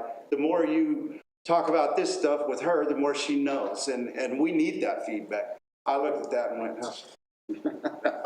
It's beautiful, thank you, you know, it's just not my area, so. I heard it's beautiful. That's right. It's well, all over my head, but, What I heard you just say is Chief's got a lot of specialized stuff, so therefore he should be carrying the big checkbook. yeah, and we're looking at that, I mean, the CCPD is paying for a big chunk of this. We're not asking the citizens to raise their taxes or anything. This will all be sales tax no matter how we look at it. We're not doing any of that. We just need to know, we're gonna look at bonds. And we have the option, you know, 20-year bond, 25-year bond, 30-year bond. And 30 doesn't make a lot of sense in a building like this, but it's an option. Right now, the interest rates are in the 4%. I calculated everything we've done so far at 5%. That way we have some flexibility. But based on our last time we went out to bond, we could see that, you know, we have a AA rating, so we're gonna get probably a good rate. We can look at that. We've divided the building up and it's about 70, 30, 68, whatever, you know, some number in there. So 70%, hopefully we can pay with CCPD. The rest of it will be general fund. The rest of it is really what the municipal complex is and the you know, main areas in the lobby. Lobby is important because that's the public area. So we're looking at that, and I think we don't cut corners there in those kind of places. But if there are other places, you know, those are the places that we look. So right now we're looking at the 31st. I know we'll reach out to everybody. I know Casey, but even if we can, you know, zoom him in, because this is the time we need to know. We need to hear what you guys think. And Well, Casey don't need to hear. well, and you got to remember, what we're going to approve or what we're trying to approve is a guaranteed maximum price. These guys are going to deliver that building at that maximum price. Doesn't mean we're going to pay that maximum price. We still have to go out and bid all these things. Any of the money that's left over in the construction, we get it back. That was part of the contract that you had, you know, so those are things to remember too. Let's just do it and pay on our. I know. I'm trying to get us there. It's been a little painful. You know, just like they were talking about with the soils, there's always in these projects, there's always something that pops up that you're not ready for. It happens. I don't care what project it is. This one was a little more interesting, and I don't agree with what's happening on the police side where we're going to pour that slab, but engineers don't really listen to me, so I mean, but that concrete has been there for how many years and none of it's pushing up. It all looks good. It still looks good. The building, when you go inside, there's no cracking there, you know, so over engineering, you know, I can say that. Yeah. What are they going to do, fire me? Yeah, but the minute it cracks, it's gonna be. Well, I know, none of them are going to sign off on it. That's the problem we run into, you know, somebody has to sign off on this project. Yeah. Great. But overall, I think that's it that I had to cover. You good? You're good? So, any questions for him? All right, number 25, Police Department, Chief. Good evening, Mayor and Council. You got the report in front of you. You got any questions? If not, thank you. I do have a question. There seems to be a gentleman that comes to town every day. I've been told he lives in the woods. I know you know who I'm talking about. But when my phone starts ringing because he's grabbing at people's doorknobs or he's a bit of an undesirable and he's a little scary, he's a lot scary. Has anybody called us because he's been here or not? Look, I was told that y'all were called. I don't go look at call logs. I can just know that I have seen him and he's an undesirable. He doesn't look like he's up to any good. I'm just telling you, like, we are not a homeless city. We don't, I mean, I'm just gonna, I am not in favor of a homeless city, nor do I want any homeless camps, nor do I want my family to be exposed to those that have nothing to do all day but hang around and grab people's doorknobs and other things. I get it, but if he's grabbing people's doorknobs, they need to give us a call. You know, us come deal with it at that It was time. a single mother. Instead of just kind of, But he does do things like that because He's not innocent, let's just put I it was that on way. Clever Street and I was parked my car while I was going to the candy house. He tried to open my car door. did you call us? I screamed like a banshee. That's two. You gotta call, for the chief's thing, I know where he's coming from. I know, there's gotta be a report, I get it, they call me. On every dime. If you call us, we'll come. I was at the Edwards Jones office this morning. I was talking to a lady who works there, and she said, I just want to thank you guys. She said she was over here at Cedar Break Park. She said she had an incident that happened over at Cedar Break Park.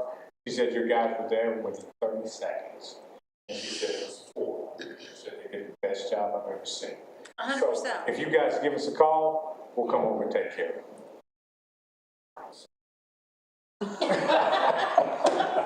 So, are you saying that he's not committing a crime, therefore there is nothing to do? I'm saying we hadn't got a call to determine that. And that's the thing, you have to call so they can investigate, him trying car doors, that is it can be, but they have to know. We got to determine Pick up that. your phone and say, do it again, let me film you. No. If you give us a call, we get there, we'll determine whether it's a crime. I have been asked to ask about that. I've heard a lot of complaints about him, and I'm on the record asking you and telling you that we think that there's a problem. Have you told them to give us a call? Everywhere I've ever been, people have always said, I didn't want to bother you guys. You're not bothering us. That's what we do. That's what we're out here doing. So if you call us about anything, you're not bothering us. That's what we do. And we're going to come check it out. Bad thing about this guy we talked about, he's been here longer than most of us. No, not that kid. I'm not talking about Wolfie. Oh, you're not talking about? No. I'm talking about a younger version of Wolfie 2.0. I know what you're talking about. I know you're talking Yeah. about. Okay, that's all I was still thinking. Seriously, guys, if people are talking to you about that, have them give us a call. When these things happen, just have them give us a call. And we'll go in and we'll determine whether it's a crime. Any other questions? Thank you. Thank you, sir. Municipal Court Report for July 2026 monthly. This docket. Good evening, Mayor, Council. Citations for July was 164, and the revenue was $33,112.72. Do you have any questions with this report? Has your credit card machine started to work again? Yes, We're having issues. We just have issues, just like Wi-Fi issues sometimes, but it's fine. And thank you for attending our jury trial. You are welcome. That was eye-opening.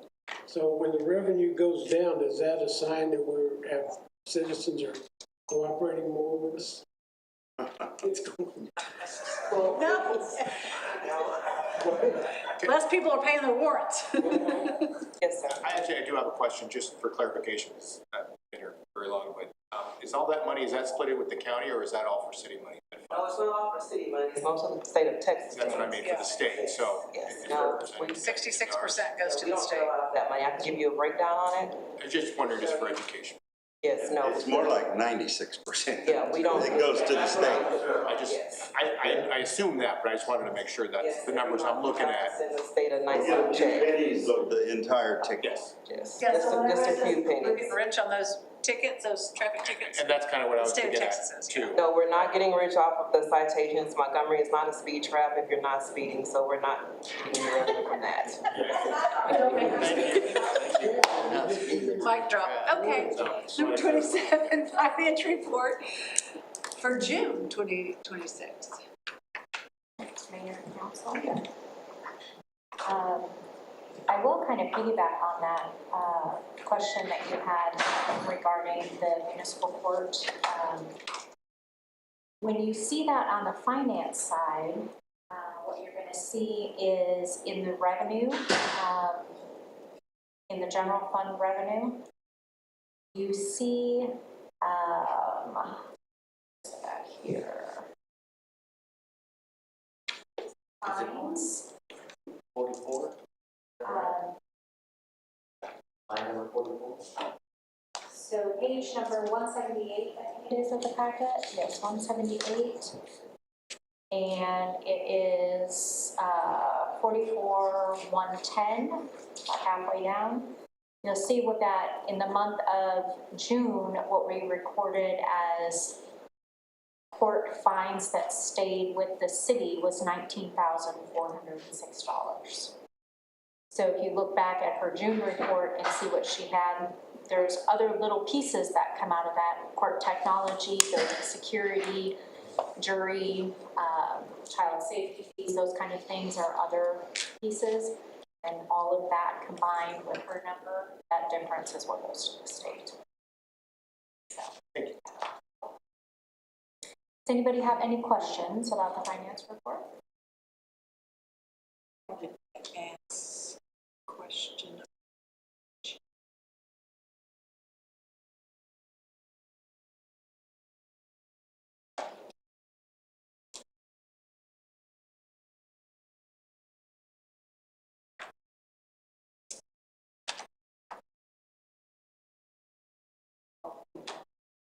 Okay, sounds good. All right, thank you, Ms. Carl. All right, number 28, Development Services for July 2026 monthly report. Ms. Tilly. Most feared woman in Montgomery. So you got my report in front of you. Not very much of it has changed. We're still growing, both residential, commercial side. Mr. Walker says a lot of things that I get involved in, and then when the engineer's report comes in, there's a lot of that development too that I get involved in. But otherwise, anything specific, I can let you know. Is there anything that kind of stuck out in my report that I have any questions on? Very thorough. I was gonna save this to the end, but I just needed to know if we had any progress on another code enforcement. So what we have coming up in 2 weeks? No, next week, Monday, next week, we have an intern, a college intern that's coming to Intern. help with planning and zoning and the development side. Code enforcement, yeah, it's getting a little bit, there's a lot. But we'll still keep on it with it. There is no place here left for us. What was it? You're gonna find a hook to hang them on or something, because there's no office. There's a desk in front of my desk, I'll be able to sit at. Tilly has determined that this is going to be a coffee and bank city. Oh. We're going to have a coffee and bank on every corner. One or the other. I can't help it. Other people say tire shops. Yeah, well, there's a few of those. Yeah. Can't help it. That's what happens when you have medians. Yeah, no. Thank you, textile. Thank you. All right, number 29, Public Works, June 2026 monthly report. Mr. McElroy. Good evening, Mayor and Council. 3,060 feet. A little over half a mile. Whoa, time out. From 1097 to Lone Star Parkway is only a half mile. Really? Unless Google Earth is wrong, I mean, I just drew it with my finger on Google Earth, so I mean, however accurate that is. It's this far. Yeah, it was about this long. Take that. How much they got? I'm driving it up. 0.58 miles is what I come up with. For real? God, I'll check this one. And I didn't just, do it like that. That doesn't sound right, okay. All righty. I'm good. Y'all good? When, Cedar Brook Park starting?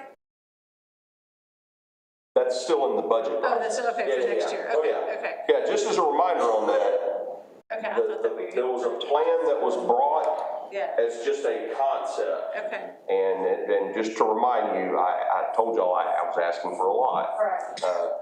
But the actual proposal will come back after the budget. You know, after we make sure the budget passes and everything's good, then I'll do just like last time. I'll bring Tim back in with his proposal, give y'all a chance to look at everything, say I don't like this, I do like this, and we'll walk through all that and make sure this is done right. Good. Okay.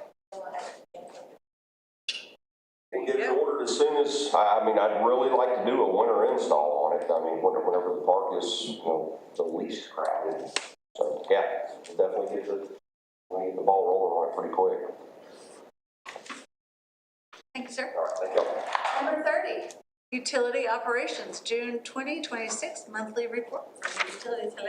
Hello, good evening, Mayor and Council. We have a report in front of you. Look through the numbers here, we're looking at 98% accountability, so really good there. Wastewater treatment plant made the statement that we're in compliance with discharge permit. It's flowing about 212,000 gallons per day over there, so it's going through.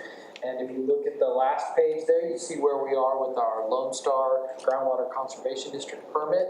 And with more than 50% of the year gone by, we've pumped 35% of our Caterpillar permit. Say it louder. And our Jasper. So we got plenty of capacity left. So, any questions? Goodness. Water, we always have this problem in summertime. It's hotter than 80s when it comes straight out. I guess we don't have, I thought maybe it was because the cooler was not keeping up. I guess that's still the case. The cooler's not keeping up. It's just hot, and so the way that it's a cooling unit, right? So it's not like a cooling tower where it flows through and you have airflow or something like that. It's like a condenser-like unit. So it's not. It's ambient temperature plays a big factor on how efficient that thing works. So it's just. It is what it is. So. I may have seen a meme with fire coming out of the faucet. That's too bad. That's too funny. Well, I will say, I don't think we've received a temperature call yet. Just like Chief says. No, I'm saying that this is the first I'm hearing. Oh, yeah. Well, it was Facebook. Of course, we get all your business. So, yeah. But, and I wasn't in town to tell you if it was hot or not. Okay. But it does get hot. I do know that. I would say I think it's been less. I did have a little bit warmer than normal the other day, but it hadn't been like it scorching like it has been. Yeah. Yeah. So. Just a question for Chris. Chris, with the new design of our new water, do we have, is that any cooler? This one, no. So this is in the water plant for well 6 is in the Jasper Aquifer, so the shallower one. About 80 degrees in town when it comes up. Yeah, versus 109. Versus 109. Yeah, you'll feel the difference. No question? Thank you, sir. Thank you. Number 31, Mr. Rick Hanna, the building official. His report for June 2026. Good evening, Mayor and Council. My numbers are in the report. If you have any questions, I did want to mention I attended the Building Officials Association of Texas annual conference where building officials from out the state meet. We have educational opportunities and visit about upcoming things. The highlight is the recognition of the Building Official of the Year. I was recognized as the guy standing next to Jeremy because he's a little short guy. So they pointed in. He's City of Tomball, nice guy, but you couldn't see him. But I was recognized as standing next to him. Any questions? We are keeping you quite busy. Yes, ma'am. That's good. Thank you, Sarah. Appreciate it. Economic Development, July 2026 monthly report. Ms. Kimberly Gonzalez. Good evening, Mayor and Council. The Business Improvement Grant Program has been approved, which is super exciting. So the MEDC approved that our last meeting along with the application process for that program. And that will begin on October 1st at the turn of the new fiscal year. Our Chapter 380 Economic Development Guidelines are on the next council meeting. The current ordinance is from 2007. It needed to be updated. The new one is more thorough, more modern. So I will also have a short presentation next council to review all of those changes with each of you and hopefully get that approved. There's also an application that goes along with that. It provides more protection for the city, makes everything really streamlined.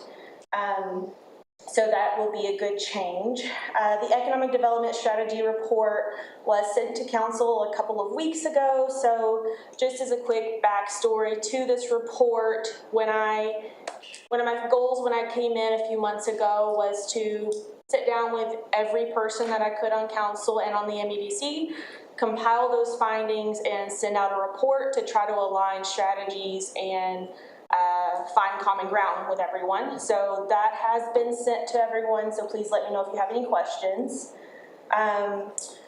Beginning in the fall, I will have a new project management software, which is super exciting. So I'll be able to keep better track of projects. This will also be able to track our grants through the MEDC. I bring that up to say that it'll be able to provide dashboard stats for the council that I'll be able to send out quarterly. That will include sort of something similar to what I've done manually here at the bottom that kind of tells all of you, this is the interest we're getting, this is who's communicating with us. So hopefully that is helpful, but if you would like to see anything else added to that, please let me know. And then we also met with the governor's office this month. We met with the economic development office. That meeting went very well. And Ms. Russo, who's with the office, she was very excited. She was like, I haven't been to Montgomery in a while, and I'm really excited to see what's going on in the city. So that's a quick update. Any questions? We have a joint meeting with y'all next Tuesday? No, sir, that's planning and zoning. Yes, sir. Thank you very much. That's specific for the UDO. All right, number 33, engineer's report, Mr. Wisniewski. Tuesday is a meeting. There it is. Extra meetings. Extra. On the 18th, yep, 6 p.m. Go ahead. All right, no problem. Going through our report, one item that I left off here on our just ongoing projects list. So we're working on the water line to serve the cemetery on 1097. That's been submitted to TXDOT, just a simple permit package to get that water line over to TXDOT. So that is underway. Downtown improvements, those are sitting with TXDOT for approval for the tie-in. We expect to begin advertising later this month. We've talked about these other projects. Water plant number 4, we received the final bid package earlier today, so that is going to the paper this week to start advertising for bids for the water plant 4 project. Move on to the second page. Lift station number 5 relocation. You'll see the status of construction of that new wet well for the lift station.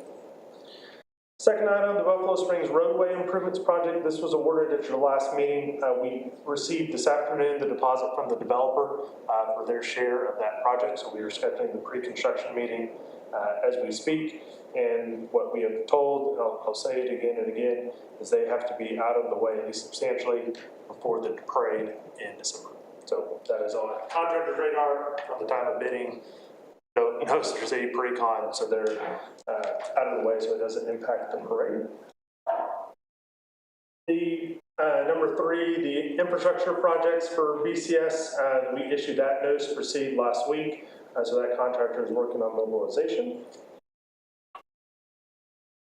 Moving on to the next page, no real updates. The Caroline Court Sewer Extension Project, we're getting close, ready to bid. We're waiting on the developer because they're wanting to, rightfully so, get some of the mass grading and clearing work done first before the line goes in to save cost instead of paying for extra. So we'll be ready for them when they are. On to page 4 of our report, going through the top section of warranty inspections. The one that you'll see that the date has passed and we still haven't had the inspection is for Briarly Phase 1A. They had a punch list. They're working on that currently, and we're just waiting on them to reschedule. It should be next week once they've addressed everything for us to take another look. Item 4 on page 4, the TPDS permit amendment. That has been, as a reminder, in with the state since August of 2025. We've started to receive a couple questions from the state, which is good. That means they're actually looking and processing, but that is still going through the process. And then the last page of our report, we talked about the KKC updates on the UDO. That's the July 18th meeting that you'll ask before I start. We did at the end of July submit to the Texas Water Development Board for the House Bill 500 funds. We submitted approximately $10 million worth of projects. Those are 100% grant projects from the state. That's part of the 1.2 billion in the set aside money that was opened up by the state. It is competitive. It's open to all public entities, but that has been submitted. Transportation alternative set-asides, we continue to follow up with the state on that. They're still, as of last week, reviewing the applications and will be in touch sometime in the next month. Chris, what did you say about KKC again? I'm sorry. I'm going back and reading. And it says that we should be rolling it out this summer, and in all intents and purposes, school starts Thursday, so that's the summer's over? Right. So next Tuesday is the an update, a review of kind of the final of the documents to get final comments to roll it out. So they'll be here Tuesday, we'll all be here Tuesday to go through all of it. Have y'all seen the documents? I mean, is this gonna be a waste of time? No, I mean, there's a lot of comments that were made, but it's cleanup and procedural stuff, so they're working through. It's a, Can't go anywhere but up from where we were. it's a document, it's about that big, but it's been a lot of work and Well, but it is. we knew that up front, but that timeline and those milestones had not Is it happened. worth the money we paid? No, I'm just gonna go ahead and say that. Well, You know. I don't know if you've ever wrote policies and procedures, but they're time consuming. Well, especially when you roll out stuff and present stuff that doesn't make sense and was terrible. Yeah. Yeah, the first round was bad. Correct. Sorry. No, you're fine. A little bit. So we'll be here on the 18th to discuss those. And then other than that, you have updated maps, just your active developments and active projects. That's all I have for you.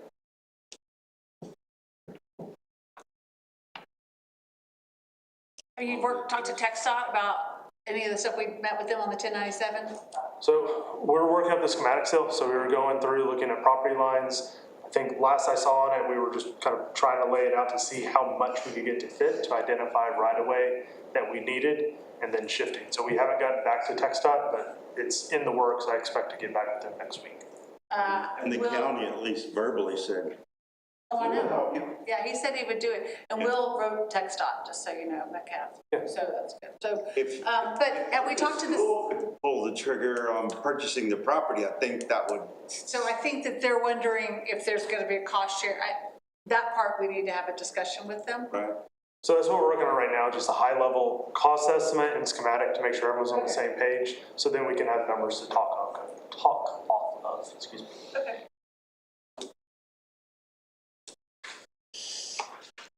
And I'll add that to our report going forward.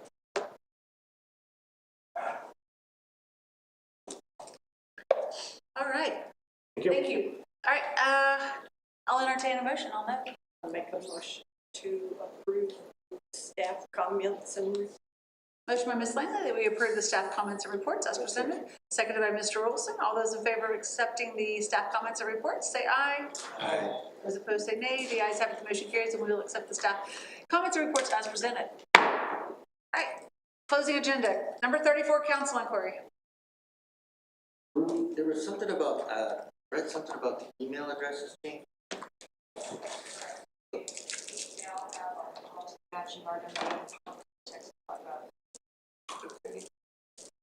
So I guess the question is,